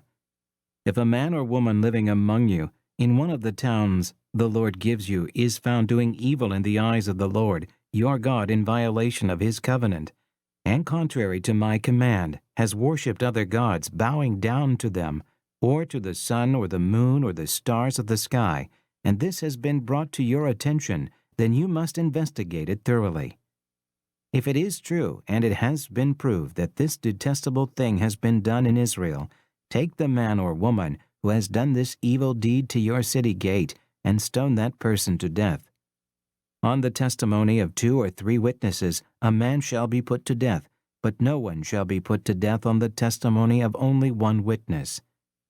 The hands of the witnesses must be the first in putting him to death, and then the hands of all the people. You must purge the evil from among you. Law courts. If cases come before your courts that are too difficult for you to judge, whether bloodshed, lawsuits, or assaults, take them to the place the Lord your God will choose. Go to the priests, who are Levites, and to the judge who is in office at that time. Inquire of them, and they will give you the verdict. You must act according to the decisions they give you at the place the Lord will choose. Be careful to do everything they direct you to do. Act according to the law they teach you and the decisions they give you. Do not turn aside from what they tell you. To the right or to the left, the man who shows contempt for the judge or for the priest who stands ministering there to the Lord your God must be put to death. You must purge the evil from Israel. All the people will hear and be afraid and will not be contemptuous again. The king. When you enter the land the Lord your God is giving you, and have taken possession of it and settled in it, and you say, "Let us set a king over us like all the nations around us," be sure to appoint over you the king the Lord your God chooses. He must be from among your own brothers. Do not place a foreigner over you, one who is not a brother Israelite. The king, moreover, must not acquire great numbers of horses for himself or make the people return to Egypt to get more of them, for the Lord has told you. You are not to go back that way again. He must not take many wives, or his heart will be led astray. He must not accumulate large amounts of silver and gold. When he takes the throne of his kingdom, he is to write for himself on a scroll a copy of this law, taken from that of the priests who are Levites. It is to be with him, and he is to read it all the days of his life, so that he may learn to revere the Lord his God and follow carefully all the words of this law and these decrees, and not consider himself better than his brothers and turn from the law to the right or to the left. Then he and his descendants will reign a long time over his kingdom in Israel. Deuteronomy Chapter 18.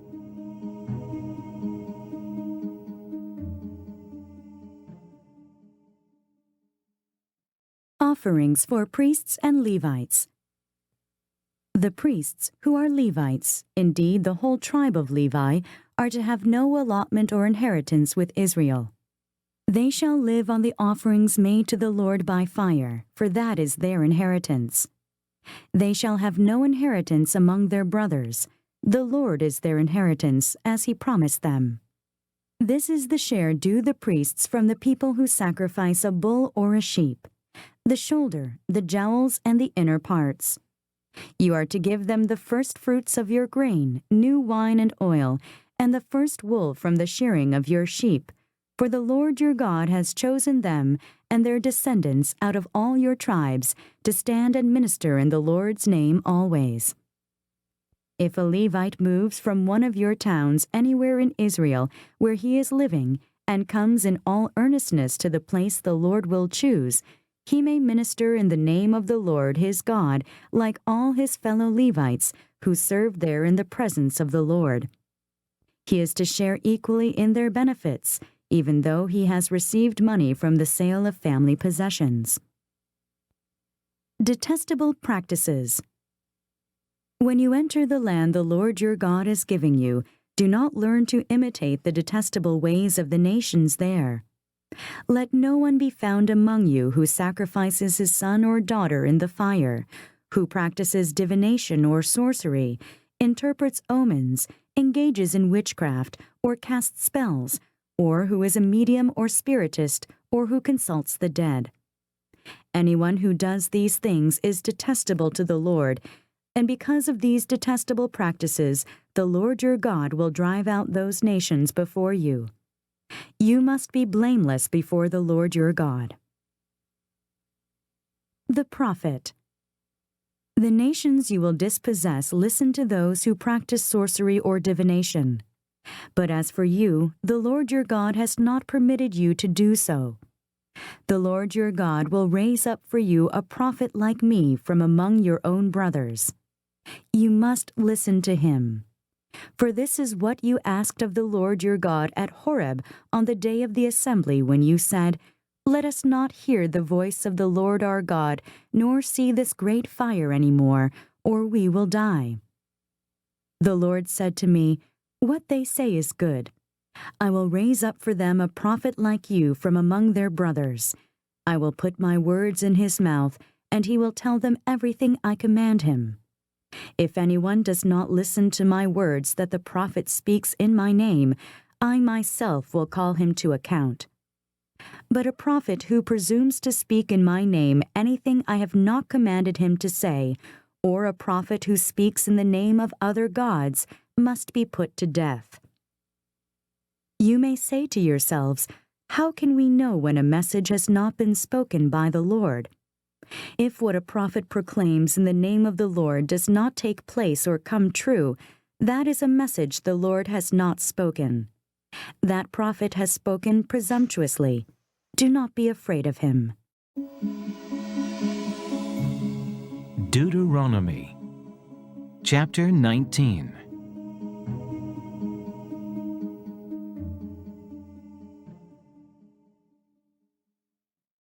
Cities of Refuge.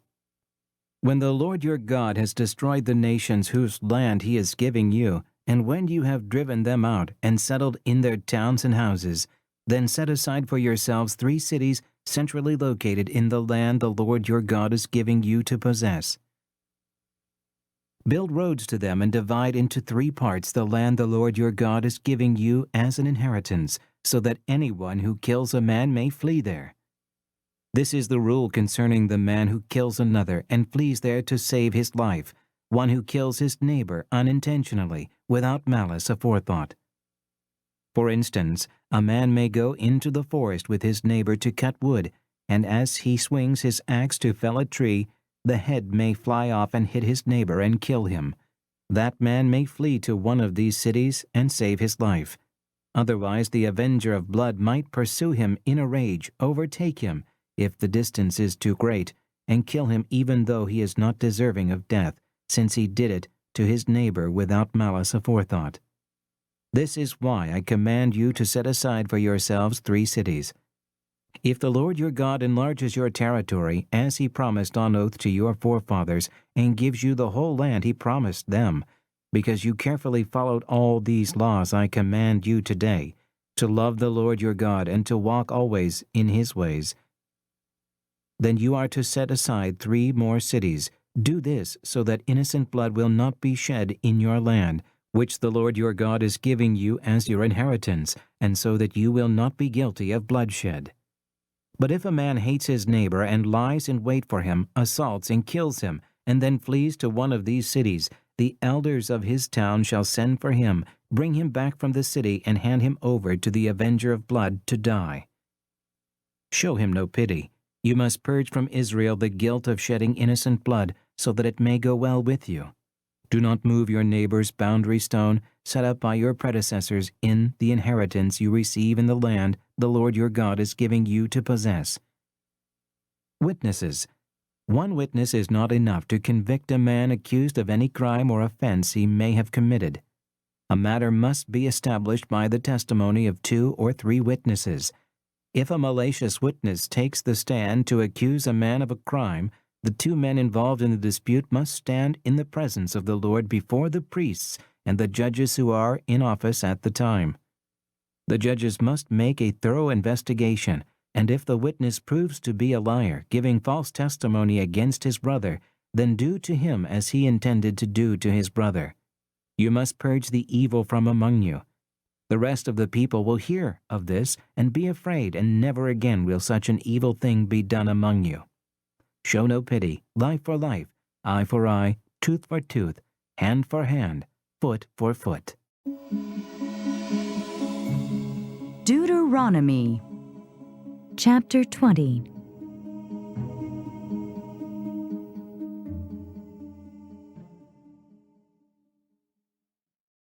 Going to war. When you go to war against your enemies and see horses and chariots and an army greater than yours, do not be afraid of them, because the Lord your God, who brought you up out of Egypt, will be with you. When you are about to go into battle, the priest shall come forward and address the army. He shall say, Hear, O Israel, today you are going into battle against your enemies. Do not be faint-hearted or afraid. Do not be terrified or give way to panic before them. For the Lord your God is the one who goes with you to fight for you against your enemies, to give you victory. The officer shall say to the army, Has anyone built a new house and not dedicated it? Let him go home, or he may die in battle, and someone else may dedicate it. Has anyone planted a vineyard and not begun to enjoy it? Let him go home, or he may die in battle, and someone else enjoy it. Has anyone become pledged to a woman and not married her? Let him go home, or he may die in battle, and someone else marry her. Then the officers shall add, Is any man afraid or faint-hearted? Let him go home so that his brothers will not become disheartened too. When the officers have finished speaking to the army, they shall appoint commanders over it. When you march up to attack a city, make its people an offer of peace. If they accept and open their gates, all the people in it shall be subject to forced labor and shall work for you. If they refuse to make peace and they engage you in battle, lay siege to that city. When the Lord your God delivers it into your hand, put to the sword all the men in it. As for the women, the children, the livestock, and everything else in the city, you may take these as plunder for yourselves. And you may use the plunder the Lord your God gives you from your enemies. This is how you are to treat all the cities that are at a distance from you and do not belong to the nations nearby. However, in the cities of the nations the Lord your God is giving you as an inheritance, do not leave alive anything that breathes. Completely destroy them, the Hittites, Amorites, Canaanites, Perizzites, Hivites, and Jebusites, as the Lord your God has commanded you. Otherwise they will teach you to follow all the detestable things they do in worshiping their gods, and you will sin against the Lord your God. When you lay siege to a city for a long time, fighting against it to capture it, do not destroy its trees by putting an axe to them, because you can eat their fruit. Do not cut them down. Are the trees of the field people that you should besiege them? However, you may cut down trees that you know are not fruit trees, and use them to build siege works until the city at war with you falls. Deuteronomy, chapter 21.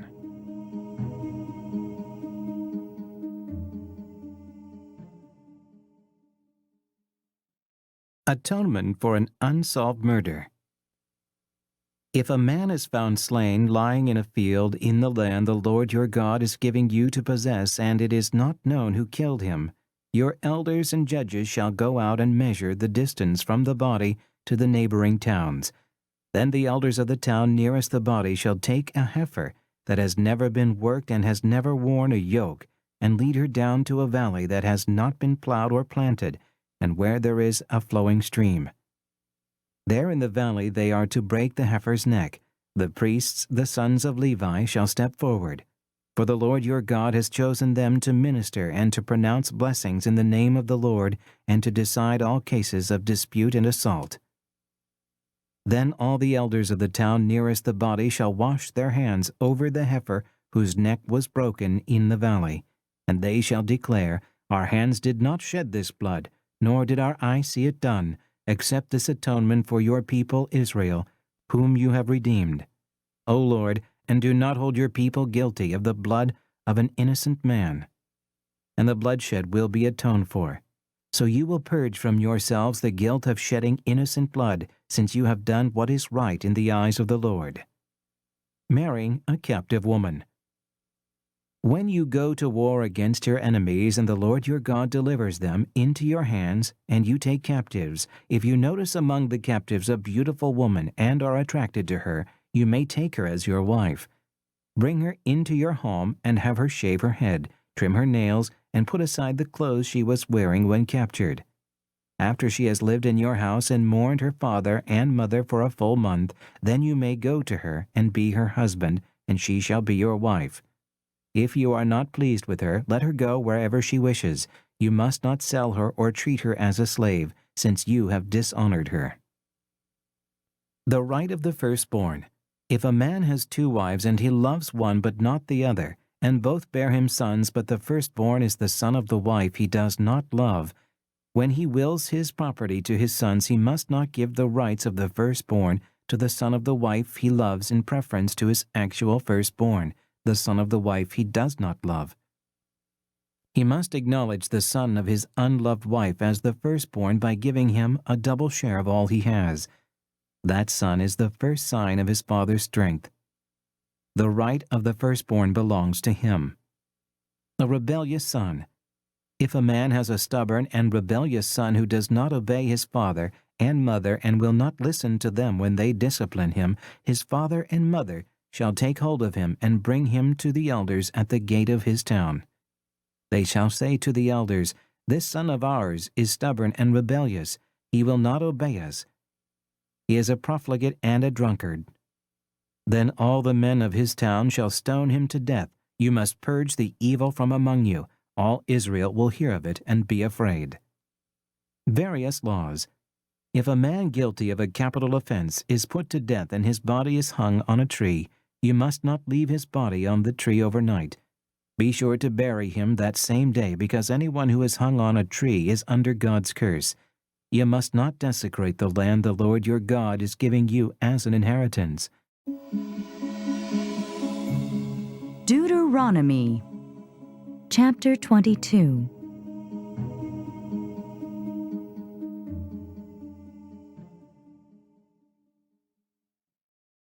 If you see your brother's ox or sheep straying, do not ignore it, but be sure to take it back to him. If the brother does not live near you, or if you do not know who he is, take it home with you and keep it until he comes looking for it. Then give it back to him.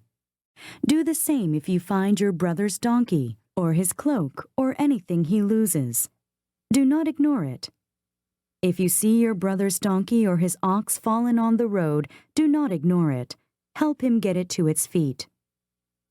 A woman must not wear men's clothing, nor a man wear women's clothing, for the Lord your God detests anyone who does this. If you come across a bird's nest beside the road, either in a tree or on the ground, and the mother is sitting on the young or on the eggs, do not take the mother with the young. You may take the young, but be sure to let the mother go, so that it may go well with you and you may have a long life. When you build a new house, make a parapet around your roof so that you may not bring the guilt of bloodshed on your house if someone falls from the roof. Do not plant 2 kinds of seed in your vineyard. If you do, not only the crops you plant, but also the fruit of the vineyard will be defiled. Do not plow with an ox and a donkey yoked together. Do not wear clothes of wool and linen woven together. Make tassels on the 4 corners of the cloak you wear. Marriage violations.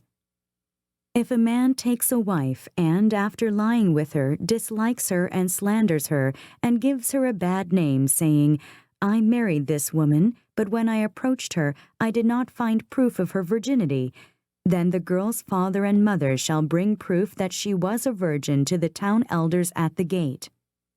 The girl's father will say to the elders, "I gave my daughter in marriage to this man, but he dislikes her. Now he has slandered her and said, 'I did not find your daughter to be a virgin.' But here is the proof of my daughter's virginity." Then her parents shall display the cloth before the elders of the town, and the elders shall take the man and punish him. They shall fine him 100 shekels of silver and give them to the girl's father, because this man has given an Israelite virgin a bad name. She shall continue to be his wife. He must not divorce her as long as he lives. If, however, the charge is true and no proof of the girl's virginity can be found, she shall be brought to the door of her father's house, and there the men of her town shall stone her to death. She has done a disgraceful thing in Israel by being promiscuous while still in her father's house. You must purge the evil from among you. If a man is found sleeping with another man's wife, both the man who slept with her and the woman must die. You must purge the evil from Israel. If a man happens to meet in a town a virgin pledged to be married, and he sleeps with her, you shall take both of them to the gate of that town and stone them to death, the girl because she was in a town and did not scream for help, and the man because he violated another man's wife. You must purge the evil from among you. But if out in the country a man happens to meet a girl pledged to be married and rapes her, only the man who has done this shall die. Do nothing to the girl. She has committed no sin deserving death. This case is like that of someone who attacks and murders his neighbor. For the man found the girl out in the country, and though the betrothed girl screamed, there was no one to rescue her. If a man happens to meet a virgin who is not pledged to be married and rapes her, and they are discovered, he shall pay the girl's father 50 shekels of silver. He must marry the girl, for he has violated her. He can never divorce her as long as he lives. A man is not to marry his father's wife. He must not dishonor his father's bed. Deuteronomy Chapter 23.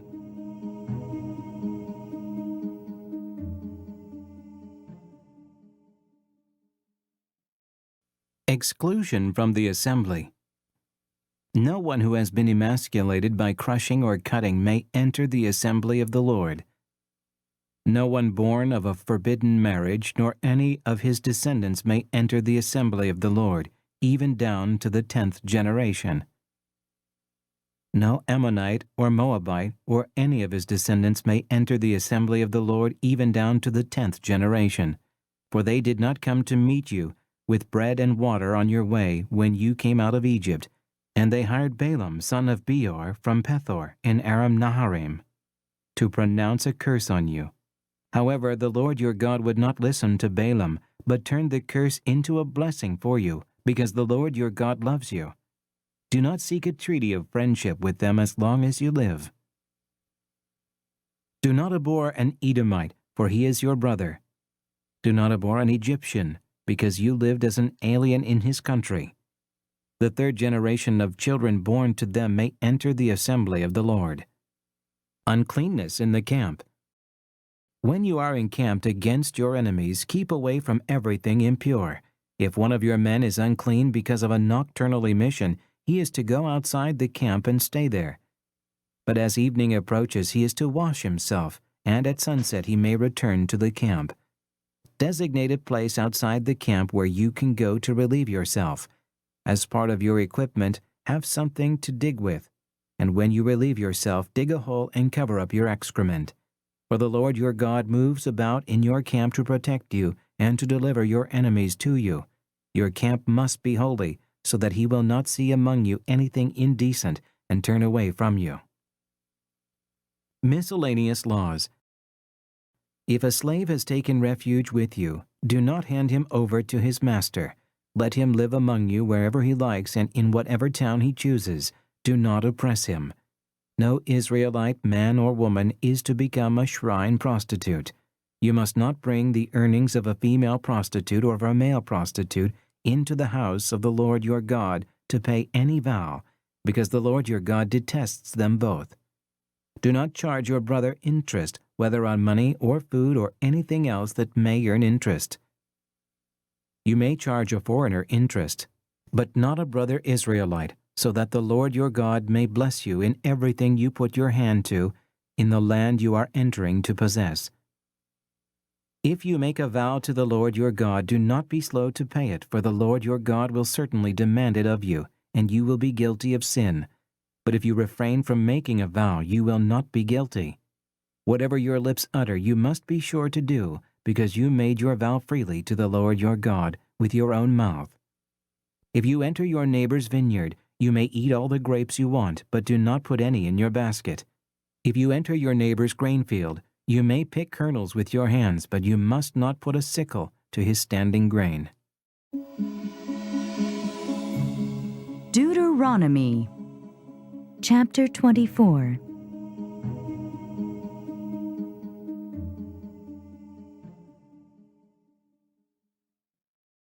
If a man marries a woman who becomes displeasing to him because he finds something indecent about her, and he writes her a certificate of divorce, gives it to her, and sends her from his house, and if after she leaves his house she becomes the wife of another man, and her second husband dislikes her and writes her a certificate of divorce, gives it to her, and sends her from his house, or if he dies, then her first husband, who divorced her, is not allowed to marry her again after she has been defiled.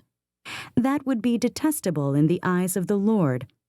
Do not bring sin upon the land the Lord your God is giving you as an inheritance. If a man has recently married, he must not be sent to war or have any other duty laid on him. For 1 year he is to be free to stay at home and bring happiness to the wife he has married. Do not take a pair of millstones, not even the upper one, as security for a debt, because that would be taking a man's livelihood as security. If a man is caught kidnapping one of his brother Israelites and treats him as a slave or sells him, the kidnapper must die. You must purge the evil from among you. In cases of leprous diseases, be very careful to do exactly as the priests, who are Levites, instruct you. You must follow carefully what I have commanded them. Remember what the Lord your God did to Miriam along the way after you came out of Egypt. When you make a loan of any kind to your neighbor, do not go into his house to get what he is offering as a pledge. Stay outside and let the man to whom you are making the loan bring the pledge out to you. If the man is poor, do not go to sleep with his pledge in your possession. Return his cloak to him by sunset, so that he may sleep in it. Then he will thank you, and it will be regarded as a righteous act in the sight of the Lord your God. Do not take advantage of a hired man who is poor and needy, whether he is a brother Israelite or an alien living in one of your towns. Pay him his wages each day before sunset, because he is poor and is counting on it. Otherwise he may cry to the Lord against you, and you will be guilty of sin. Fathers shall not be put to death for their children, nor children put to death for their fathers. Each is to die for his own sin. Do not deprive the alien or the fatherless of justice, or take the cloak of the widow as a pledge. Remember that you were slaves in Egypt, and the Lord your God redeemed you from there. That is why I command you to do this. When you are harvesting in your field and you overlook a sheaf, do not go back to get it. Leave it for the alien, the fatherless, and the widow, so that the Lord your God may bless you in all the work of your hands. When you beat the olives from your trees, do not go over the branches a second time. Leave what remains for the alien, the fatherless, and the widow. When you harvest the grapes in your vineyard, do not go over the vines again. Leave what remains for the alien, the fatherless, and the widow. Remember that you were slaves in Egypt. That is why I command you to do this. Deuteronomy Chapter 25.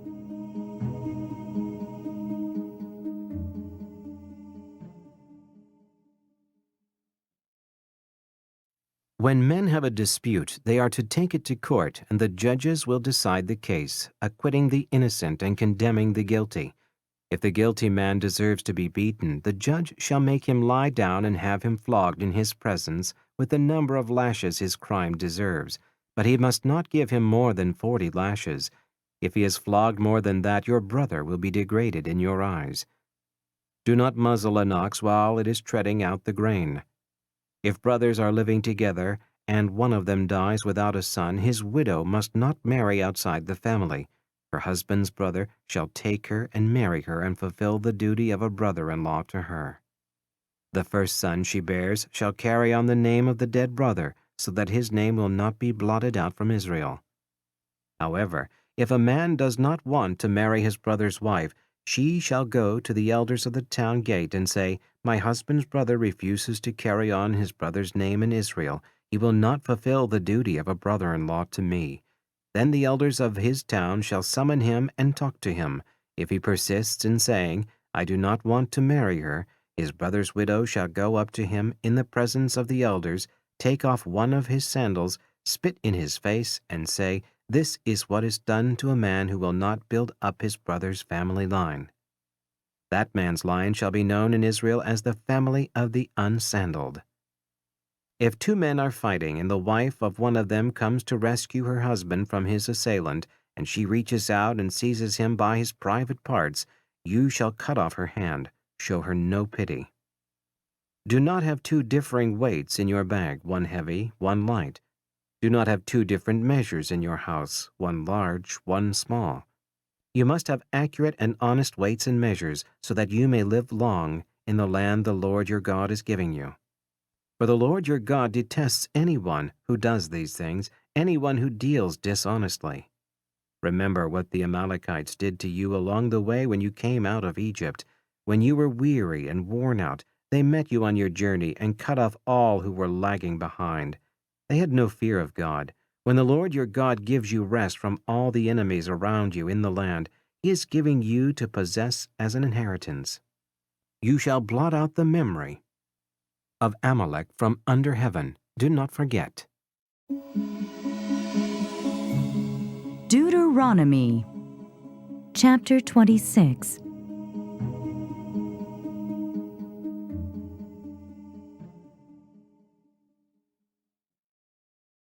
First fruits and tithes.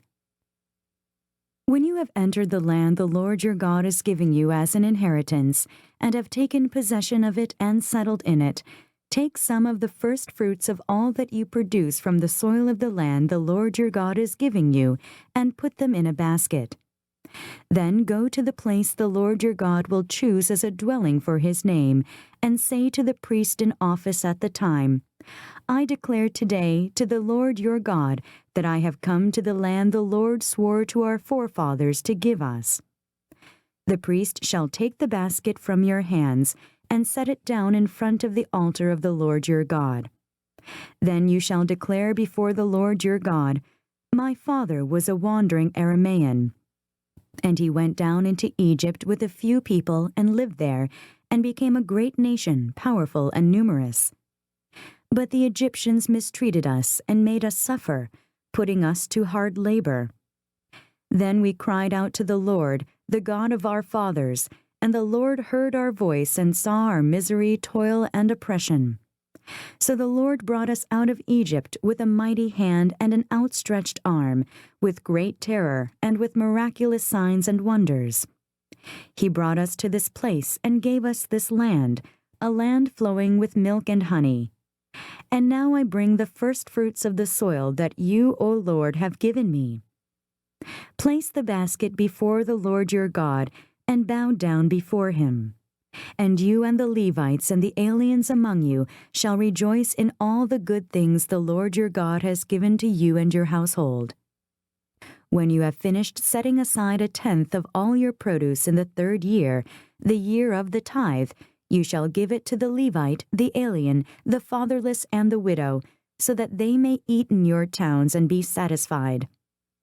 Then say to the Lord your God, I have removed from my house the sacred portion, and have given it to the Levite, the alien, the fatherless, and the widow, according to all you commanded. I have not turned aside from your commands, nor have I forgotten any of them. I have not eaten any of the sacred portion while I was in mourning, nor have I removed any of it while I was unclean, nor have I offered any of it to the dead. I have obeyed the Lord my God. I have done everything you commanded me. Look down from heaven, your holy dwelling place, and bless your people Israel and the land you have given us, as you promised on oath to our forefathers, a land flowing with milk and honey. Follow the Lord's commands. The Lord your God commands you this day to follow these decrees and laws. Carefully observe them with all your heart and with all your soul. You have declared this day that the Lord is your God, and that you will walk in his ways, that you will keep his decrees, commands, and laws, and that you will obey him. And the Lord has declared this day that you are his people, his treasured possession as he promised, and that you are to keep all his commands. He has declared that he will set you in praise, fame, and honor high above all the nations he has made, and that you will be a people holy to the Lord your God, as he promised. Deuteronomy chapter 27.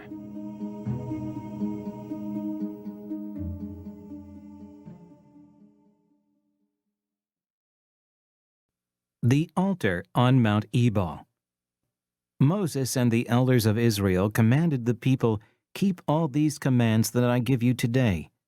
When you have crossed the Jordan into the land the Lord your God is giving you, set up some large stones and coat them with plaster. Write on them all the words of this law when you have crossed over to enter the land the Lord your God is giving you, a land flowing with milk and honey, just as the Lord, the God of your fathers, promised you. And when you have crossed the Jordan, set up these stones on Mount Ebal, as I command you today, and coat them with plaster. Build there an altar to the Lord your God, an altar of stones. Do not use any iron tool upon them. Build the altar of the Lord your God with field stones, and offer burnt offerings on it to the Lord your God.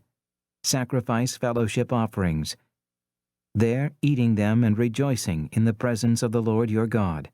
And you shall write very clearly all the words of this law on these stones you have set up. Curses from Mount Ebal. Then Moses and the priests who are Levites said to all Israel, "Be silent, O Israel, and listen. You have now become the people of the Lord your God. Obey the Lord your God, and follow his commands and decrees that I give you today." On the same day Moses commanded the people, "When you have crossed the Jordan, these tribes shall stand on Mount Gerizim to bless the people: Simeon, Levi, Judah, Issachar, Joseph, and Benjamin. And these tribes shall stand on Mount Ebal to pronounce curses: Reuben, Gad, Asher, Zebulun, Dan, and Naphtali. The Levites shall recite to all the people of Israel in a loud voice, 'Cursed is the man who carves an image or casts an idol, a thing detestable to the Lord, the work of the craftsman's hands, and sets it up in secret.' Then all the people shall say, 'Amen.' Cursed is the man who dishonors his father or his mother. Then all the people shall say, 'Amen.' Cursed is the man who moves his neighbor's boundary stone. Then all the people shall say, 'Amen.' Cursed is the man who leads the blind astray on the road. Then all the people shall say, 'Amen.' Cursed is the man who withholds justice from the alien, the fatherless, or the widow. Then all the people shall say, 'Amen.' Cursed is the man who sleeps with his father's wife, for he dishonors his father's bed. Then all the people shall say, 'Amen.' Cursed is the man who has sexual relations with any animal. Then all the people shall say, 'Amen.' Cursed is the man who sleeps with his sister, the daughter of his father, or the daughter of his mother. Then all the people shall say, 'Amen.' Cursed is the man who sleeps with his mother-in-law. Then all the people shall say, 'Amen.' Cursed is the man who kills his neighbor secretly. Then all the people shall say, 'Amen.' Cursed is the man who accepts a bribe to kill an innocent person. Then all the people shall say, 'Amen.' Cursed is the man who does not uphold the words of this law by carrying them out. Then all the people shall say, 'Amen.'" Deuteronomy chapter 28.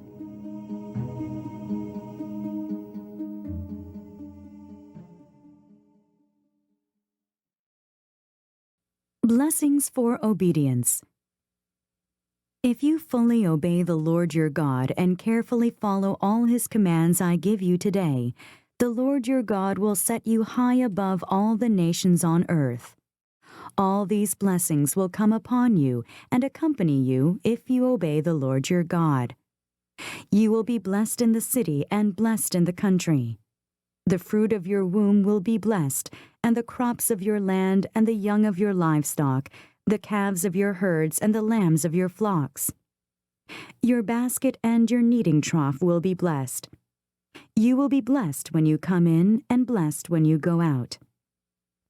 The Lord will grant that the enemies who rise up against you will be defeated before you. They will come at you from one direction, but flee from you in 7. The Lord will send a blessing on your barns and on everything you put your hand to. The Lord your God will bless you in the land he is giving you. The Lord will establish you as his holy people, as he promised you on oath, if you keep the commands of the Lord your God and walk in his ways. Then all the peoples on earth will see that you are called by the name of the Lord, and they will fear you. The Lord will grant you abundant prosperity in the fruit of your womb, the young of your livestock, and the crops of your ground, in the land he swore to your forefathers to give you. The Lord will open the heavens, the storehouse of his bounty, to send rain on your land in season, and to bless all the work of your hands.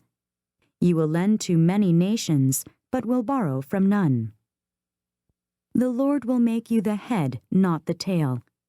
If you pay attention to the commands of the Lord your God that I give you this day, and carefully follow them, you will always be at the top, never at the bottom.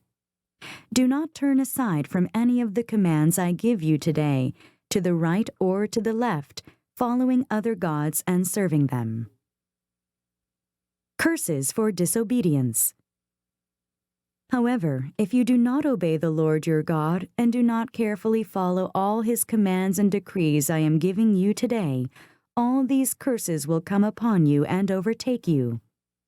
You will be cursed in the city and cursed in the country. Your basket and your kneading trough will be cursed. The fruit of your womb will be cursed, and the crops of your land, and the calves of your herds, and the lambs of your flocks. You will be cursed when you come in, and cursed when you go out. The Lord will send on you curses, confusion, and rebuke in everything you put your hand to, until you are destroyed and come to sudden ruin because of the evil you have done in forsaking him. The Lord will plague you with diseases until he has destroyed you from the land you are entering to possess.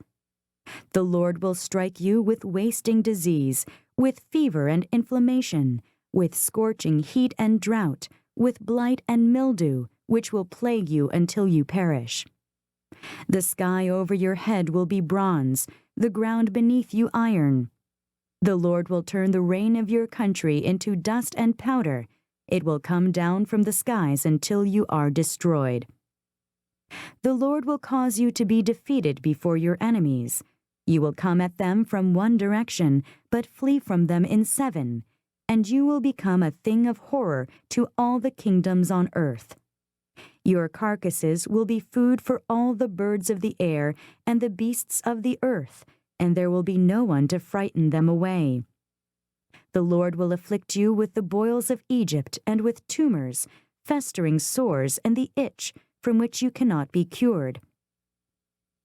The Lord will afflict you with madness, blindness, and confusion of mind. At midday you will grope about like a blind man in the dark. You will be unsuccessful in everything you do. Day after day you will be oppressed and robbed, with no one to rescue you. You will be pledged to be married to a woman, but another will take her and ravish her.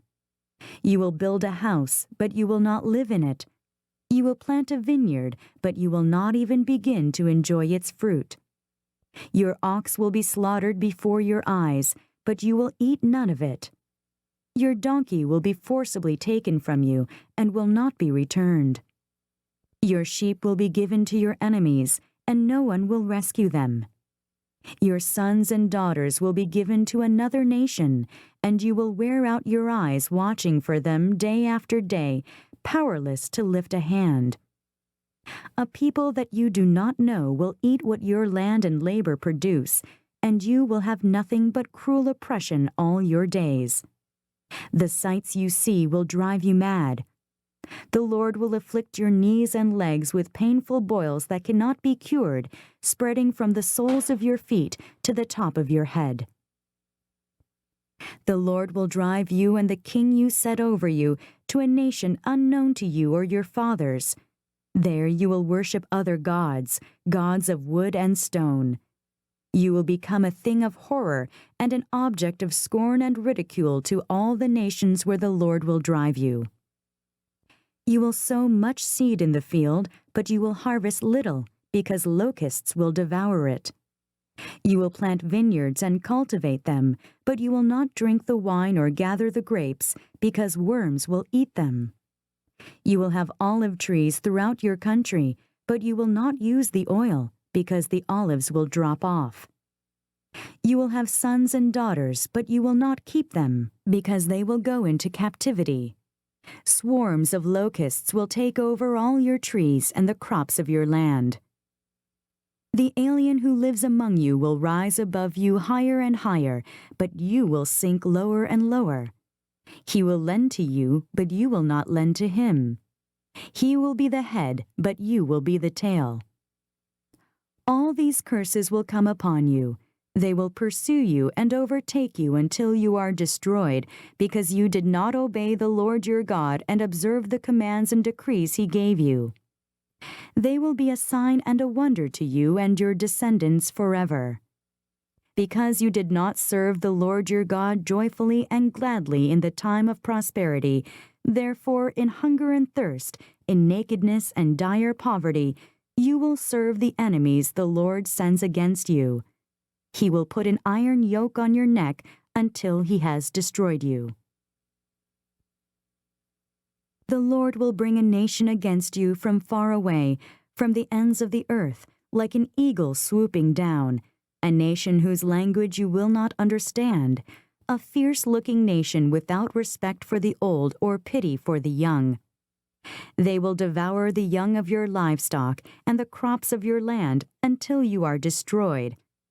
They will leave you no grain, new wine, or oil, nor any calves of your herds or lambs of your flocks until you are ruined. They will lay siege to all the cities throughout your land until the high fortified walls in which you trust fall down. They will besiege all the cities throughout the land the Lord your God is giving you. Because of the suffering that your enemy will inflict on you during the siege, you will eat the fruit of the womb, the flesh of the sons and daughters the Lord your God has given you. Even the most gentle and sensitive man among you will have no compassion on his own brother, or the wife he loves, or his surviving children, and he will not give to one of them any of the flesh of his children that he is eating. It will be all he has left because of the suffering your enemy will inflict on you during the siege of all your cities. The most gentle and sensitive woman among you, so sensitive and gentle that she would not venture to touch the ground with the sole of her foot, will begrudge the husband she loves and her own son or daughter the afterbirth from her womb and the children she bears. For she intends to eat them secretly during the siege, and in the distress that your enemy will inflict on you in your cities. If you do not carefully follow all the words of this law, which are written in this book, and do not revere this glorious and awesome name, the Lord your God, the Lord will send fearful plagues on you and your descendants, harsh and prolonged disasters, and severe and lingering illnesses. He will bring upon you all the diseases of Egypt that you dreaded, and they will cling to you. The Lord will also bring on you every kind of sickness and disaster not recorded in this book of the law, until you are destroyed. You who were as numerous as the stars in the sky will be left but few in number, because you did not obey the Lord your God. Just as it pleased the Lord to make you prosper and increase in number, so it will please him to ruin and destroy you. You will be uprooted from the land you are entering to possess. Then the Lord will scatter you among all nations, from one end of the earth to the other. There you will worship other gods, gods of wood and stone, which neither you nor your fathers have known. Among those nations you will find no repose, no resting place for the sole of your foot. There the Lord will give you an anxious mind, eyes weary with longing, and a despairing heart.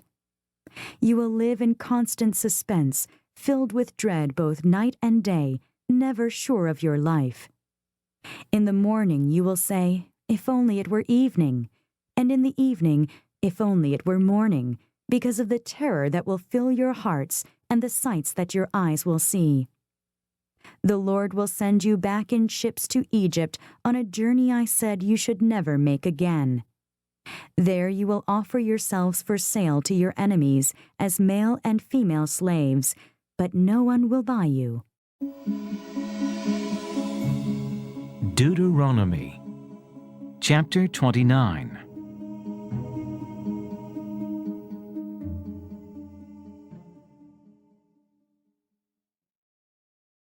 Renewal of the Covenant, chapter 29. These are the terms of the covenant the Lord commanded Moses to make with the Israelites in Moab, in addition to the covenant he had made with them at Horeb. Moses summoned all the Israelites and said to them, "Your eyes have seen all that the Lord did in Egypt to Pharaoh, to all his officials, and to all his land. With your own eyes you saw those great trials, those miraculous signs and great wonders. But to this day the Lord has not given you a mind that understands, or eyes that see, or ears that hear. During the 40 years that I led you through the desert, your clothes did not wear out, nor did the sandals on your feet. You ate no bread and drank no wine, or other fermented drink. I did this so that you might know that I am the Lord your God. When you reach this place, Sihan, king of Heshbon, and Og, king of Bashan, came out to fight against us, but we defeated them.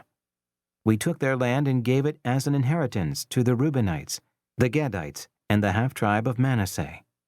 Carefully follow the terms of this covenant so that you may prosper in everything you do.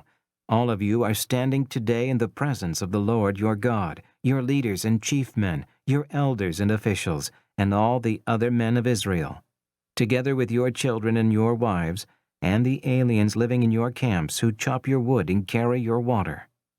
You are standing here in order to enter into a covenant with the Lord your God, a covenant the Lord is making with you this day and sealing with an oath, to confirm you this day as his people, that he may be your God as he promised you, and as he swore to your fathers, Abraham, Isaac, and Jacob. I am making this covenant with its oath, not only with you, who are standing here with us today in the presence of the Lord, our God, but also with those who are not here today. You yourselves know how we lived in Egypt and how we passed through the countries on the way here. You saw among them their detestable images and idols of wood and stone, of silver and gold. Make sure there is no man or woman, clan or tribe among you today whose heart turns away from the Lord our God to go and worship the gods of those nations. Make sure there is no root among you that produces such bitter poison. When such a person hears the words of this oath, he invokes a blessing on himself and therefore thinks, "I will be safe even though I persist in going my own way. This will bring disaster on the watered land as well as the dry." The Lord will never be willing to forgive him. His wrath and zeal will burn against that man. All the curses written in this book will fall upon him, and the Lord will blot out his name from under heaven. The Lord will single him out from all the tribes of Israel for disaster according to all the curses of the covenant written in this book of the law. Your children who follow you in later generations and foreigners who come from distant lands will see the calamities that have fallen on the land and the diseases with which the Lord has afflicted it. The whole land will be a burning waste of salt and sulfur, nothing planted, nothing sprouting, no vegetation growing on it. It will be like the destruction of Sodom and Gomorrah, Admah and Zeboim, which the Lord overthrew in fierce anger. All the nations will ask, "Why has the Lord done this to this land? Why this fierce burning anger?" And the answer will be, "It is because this people abandoned the covenant of the Lord, the God of their fathers, the covenant he made with them when he brought them out of Egypt. They went off and worshipped other gods and bowed down to them, gods they did not know, gods he had not given them. Therefore the Lord's anger burned against this land, so that he brought on it all the curses written in this book. In furious anger and in great wrath the Lord uprooted them from their land and thrust them into another land, as it is now. The secret things belong to the Lord our God, but the things revealed belong to us and to our children forever, that we may follow all the words of this law. Deuteronomy chapter 30.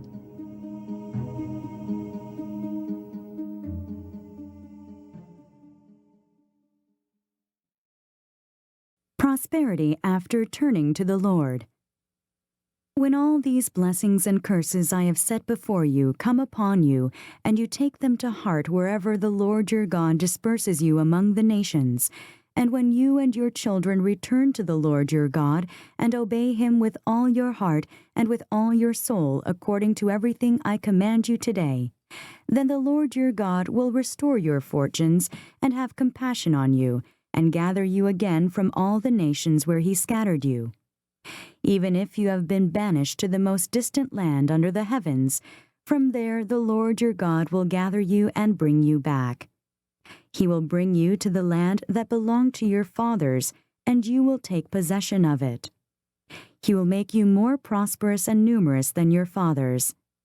The Lord your God will circumcise your hearts and the hearts of your descendants, so that you may love him with all your heart and with all your soul and live.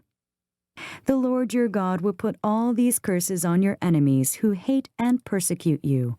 You will again obey the Lord and follow all his commands I am giving you today.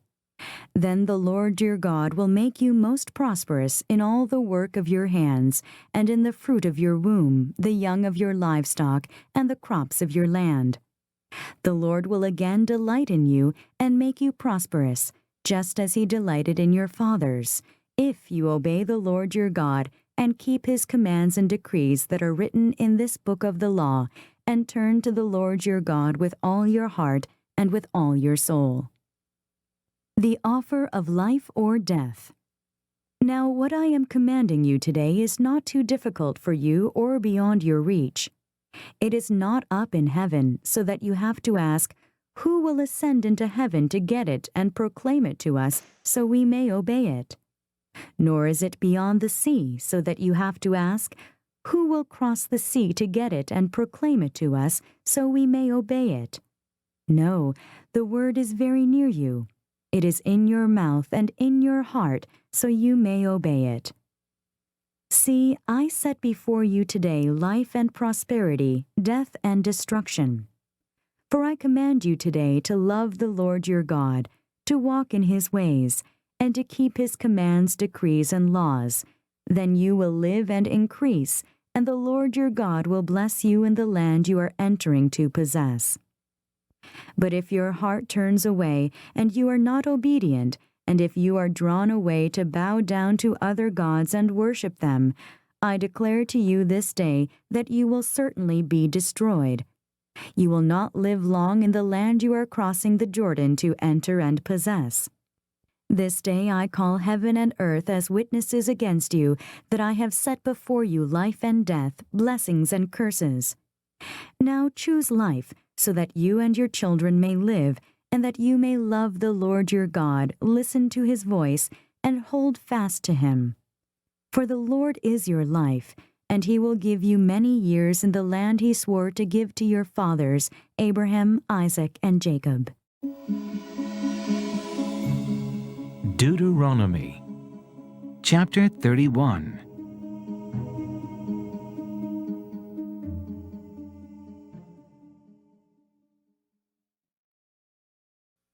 Joshua to succeed Moses.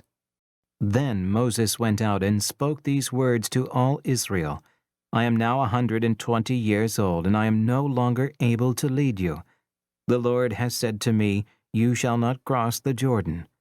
The Lord your God himself will cross over ahead of you. He will destroy these nations before you, and you will take possession of their land. Joshua also will cross over ahead of you. as the Lord said. And the Lord will do to them what he did to Sihan and Og, the kings of the Amorites, whom he destroyed along with their land. The Lord will deliver them to you, and you must do to them all that I have commanded you. Be strong and courageous. Do not be afraid or terrified because of them, for the Lord your God goes with you. He will never leave you nor forsake you. Then Moses summoned Joshua and said to him in the presence of all Israel, Be strong and courageous, for you must go with this people into the land that the Lord swore to their forefathers to give them, and you must divide it among them as their inheritance. The Lord himself goes before you and will be with you. He will never leave you nor forsake you. Do not be afraid. Do not be discouraged. The reading of the law. So Moses wrote down this law and gave it to the priests, the sons of Levi, who carried the ark of the covenant of the Lord, and to all the elders of Israel. Then Moses commanded them, at the end of every 7 years in the year for canceling debts during the Feast of Tabernacles, when all Israel comes to appear before the Lord your God at the place he will choose, you shall read this law before them in their hearing. Assemble the people, men, women, and children, and the aliens living in your town, so they can listen and learn to fear the Lord your God and follow carefully all the words of this law. Their children who do not know this law must hear it and learn to fear the Lord your God as long as you live in the land you are crossing the Jordan to possess. Israel's rebellion predicted. The Lord said to Moses, Now the day of your death is near. Call Joshua and present yourselves at the tent of meeting where I will commission him. So Moses and Joshua came and presented themselves at the tent of meeting.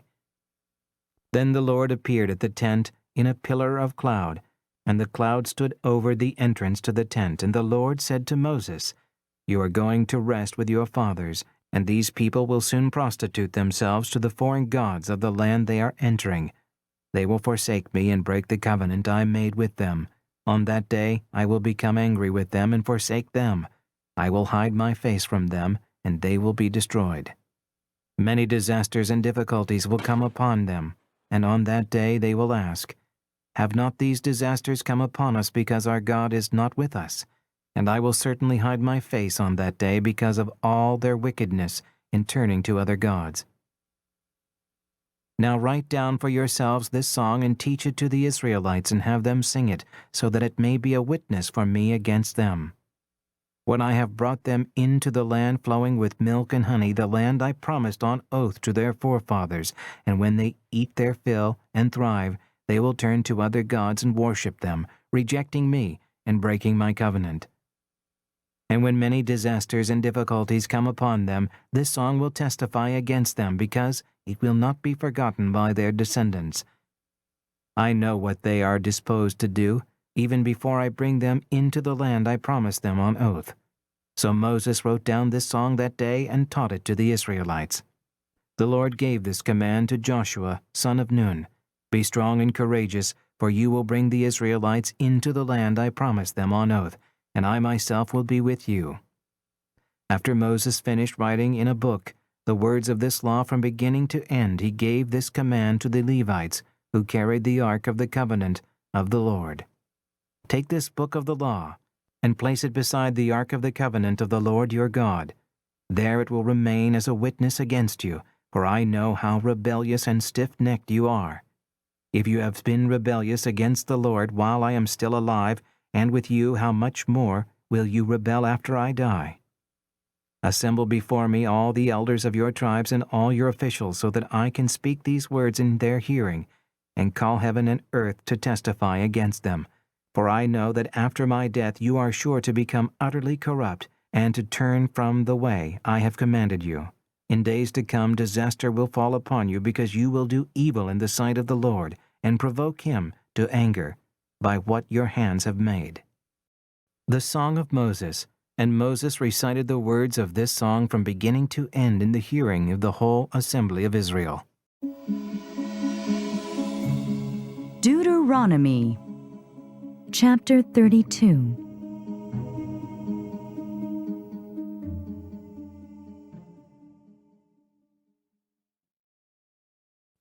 Listen, O heavens, and I will speak.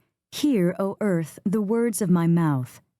Let my teaching fall like rain, and my words descend like dew, like showers on new grass, like abundant rain on tender plants. I will proclaim the name of the Lord. Oh, praise the greatness of our God. He is the rock, his works are perfect, and all his ways are just. A faithful God who does no wrong, upright and just is he. They have acted corruptly toward him. To their shame they are no longer his children, but a warped and crooked generation.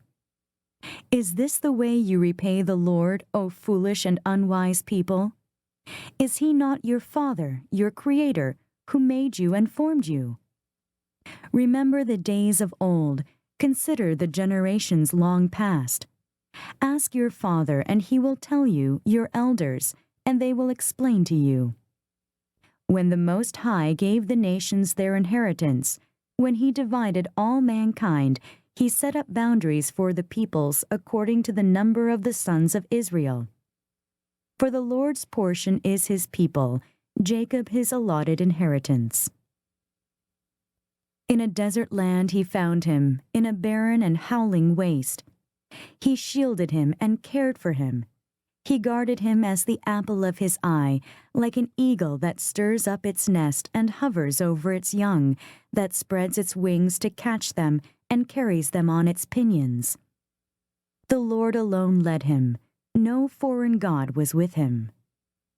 He made him ride on the heights of the land and fed him with the fruit of the fields.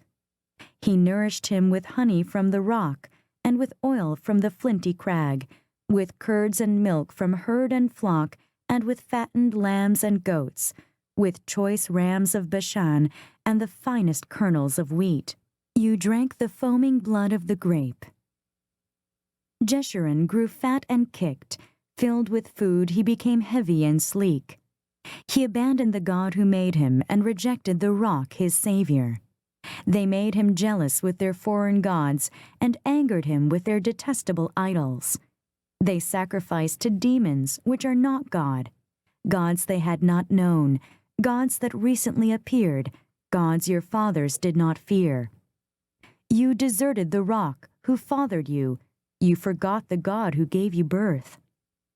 The Lord saw this and rejected them because he was angered by his sons and daughters. I will hide my face from them, he said, and see what their end will be, for they are a perverse generation, children who are unfaithful. They made me jealous by what is no God and angered me with their worthless idols. I will make them envious by those who are not people. I will make them angry by a nation that has no understanding. For a fire has been kindled by my wrath, one that burns to the realm of death below. It will devour the earth and its harvests, and set afire the foundations of the mountains. I will heap calamities upon them, and spend my arrows against them. I will send wasting famine against them, consuming pestilence and deadly plague. I will send against them the fangs of wild beasts, the venom of vipers that glide in the dust. In the street the sword will make them childless. In their homes terror will reign. Young men and young women will perish, infants and gray-haired men. I said I would scatter them and blot out their memory from mankind, but I dreaded the taunt of the enemy, lest the adversary misunderstand and say, Our hand has triumphed. The Lord has not done all this. They are a nation without sense. There is no discernment in them. If only they were wise and would understand this and discern what their end will be. How could one man chase 1,000, or two put 10,000 to flight, unless their rock had sold them, unless the Lord had given them up? For their rock is not like our rock, as even our enemies concede. Their vine comes from the vine of Sodom and from the fields of Gomorrah. Their grapes are filled with poison, and their clusters with bitterness. Their wine is the venom of serpents, the deadly poison of cobras. Have I not kept this in reserve and sealed it in my vaults? It is mine to avenge. I will repay. In due time their foot will slip.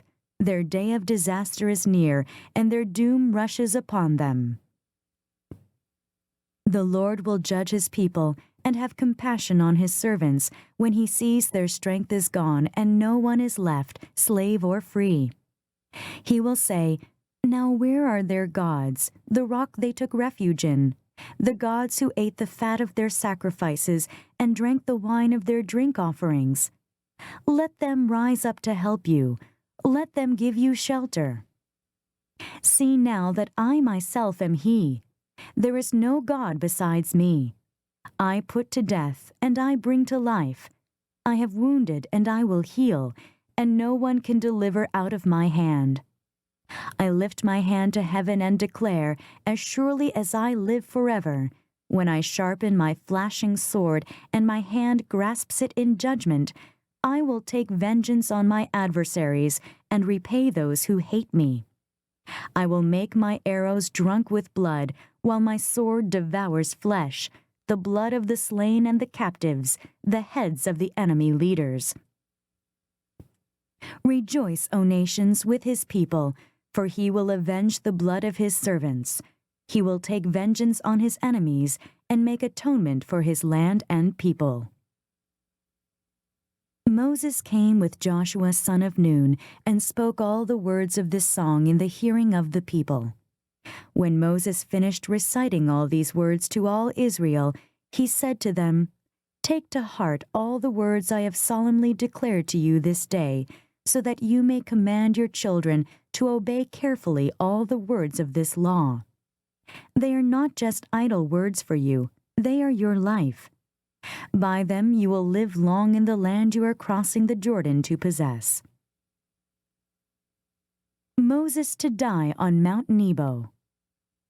On that same day the Lord told Moses, "Go up into the Abarim range to Mount Nebo in Moab, across from Jericho, and view Canaan, the land I am giving the Israelites as their own possession.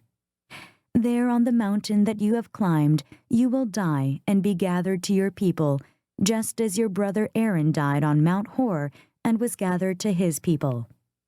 This is because both of you broke faith with me in the presence of the Israelites at the waters of Meribah Kadesh in the desert of Zin, and because you did not uphold my holiness among the Israelites.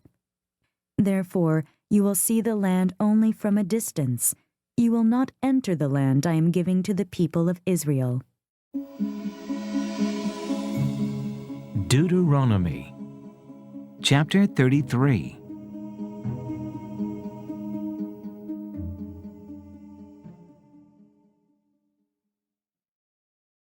Moses blesses the tribes. This is the blessing that Moses, the man of God, pronounced on the Israelites before his death. He said, "The Lord came from Sinai and dawned over them from Seir. He shone forth from Mount Paran. He came with myriads of holy ones. From the south, from his mountain slopes. Surely it is you who love the people. All the holy ones are in your hand. At your feet they all bow down, and from you receive instruction, the law that Moses gave us, the possession of the assembly of Jacob. He was king over Jeshurun, when the leaders of the people assembled along with the tribes of Israel. Let Reuben live, and not die, nor his men be few. And this he said about Judah. Hear, O Lord, the cry of Judah. Bring him to his people. With his own hands he defends his cause. O be his help against his foes. About Levi he said, Your Thummim and Urim belong to the man you favored. You tested him at Massah. You contended with him at the waters of Meribah. He said of his father and mother, I have no regard for them. He did not recognize his brothers or acknowledge his own children. But he watched over your word and guarded your covenant. He teaches your precepts to Jacob and your law to Israel. He offers incense before you and whole burnt offerings on your altar. Bless all his skills, O Lord, and be pleased with the work of his hands. Smite the loins of those who rise up against him. Strike his foes till they rise no more. About Benjamin he said, Let the beloved of the Lord rest secure in him, for he shields him all day long, and the one the Lord loves rests between his shoulders. About Joseph he said, May the Lord bless his land with the precious dew from heaven above, and with the deep waters that lie below, with the best the sun brings forth, and the finest the moon can yield, with the choicest gifts of the ancient mountains, and the fruitfulness of the everlasting hills, with the best gifts of the earth and its fullness, and the favor of him who dwelt in the burning bush. Let all these rest on the head of Joseph, on the brow of the prince among his brothers. In majesty he is like a firstborn bull, his horns are the horns of a wild ox. With them he will gore the nations, even those at the ends of the earth. Such are the 10,000s of Ephraim. Such are the thousands of Manasseh. About Zebulun he said, Rejoice, Zebulun, in your going out, and you, Issachar, in your tents. They will summon peoples to the mountain, and there offer sacrifices of righteousness.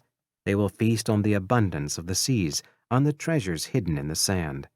About Gad he said, Blessed is he who enlarges Gad's domain. Gad lives there like a lion, tearing at arm or head. He chose the best land for himself. The leader's position was kept for him. When the heads of the people assembled, he carried out the Lord's righteous will and his judgments concerning Israel. About Dan he said, Dan is a lion's cub, springing out of Bashan.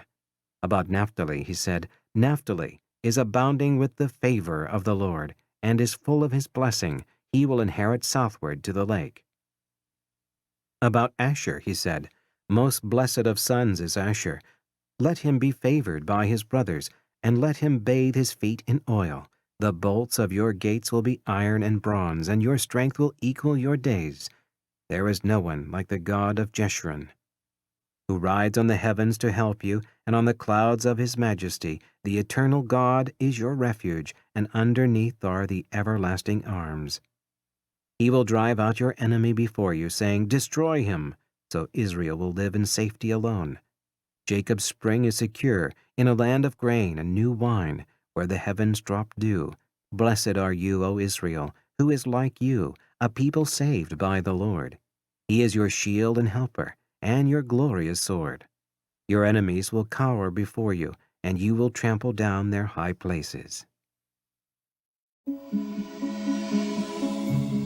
Deuteronomy, chapter 34.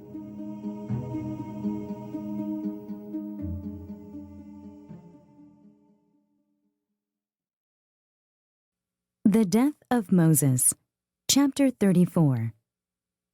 Then Moses climbed Mount Nebo from the plains of Moab to the top of Pisgah across from Jericho. There the Lord showed him the whole land, from Gilead to Dan, all of Naphtali, the territory of Ephraim and Manasseh, all the land of Judah as far as the western sea, the Negev, and the whole region from the valley of Jericho, the city of palms, as far as Zoar. Then the Lord said to him, This is the land I promised on oath to Abraham, Isaac, and Jacob when I said, I will give it to your descendants. I have let you see it with your eyes, but you will not cross over into it. And Moses, the servant of the Lord, died there in Moab, as the Lord had said. He buried him in Moab, in the valley opposite Beth Peor. But to this day no one knows where his grave is. Moses was 120 years old when he died, yet his eyes were not weak, nor his strength gone.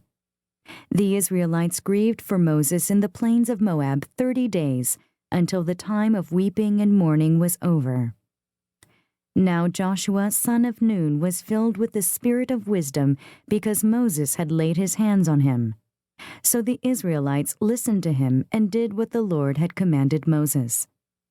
Since then, no prophet has risen in Israel like Moses, whom the Lord knew face to face, who did all those miraculous signs and wonders the Lord sent him to do in Egypt, to Pharaoh and to all his officials, and to his whole land. For no one has ever shown the mighty power or performed the awesome deeds that Moses did in the sight of all Israel.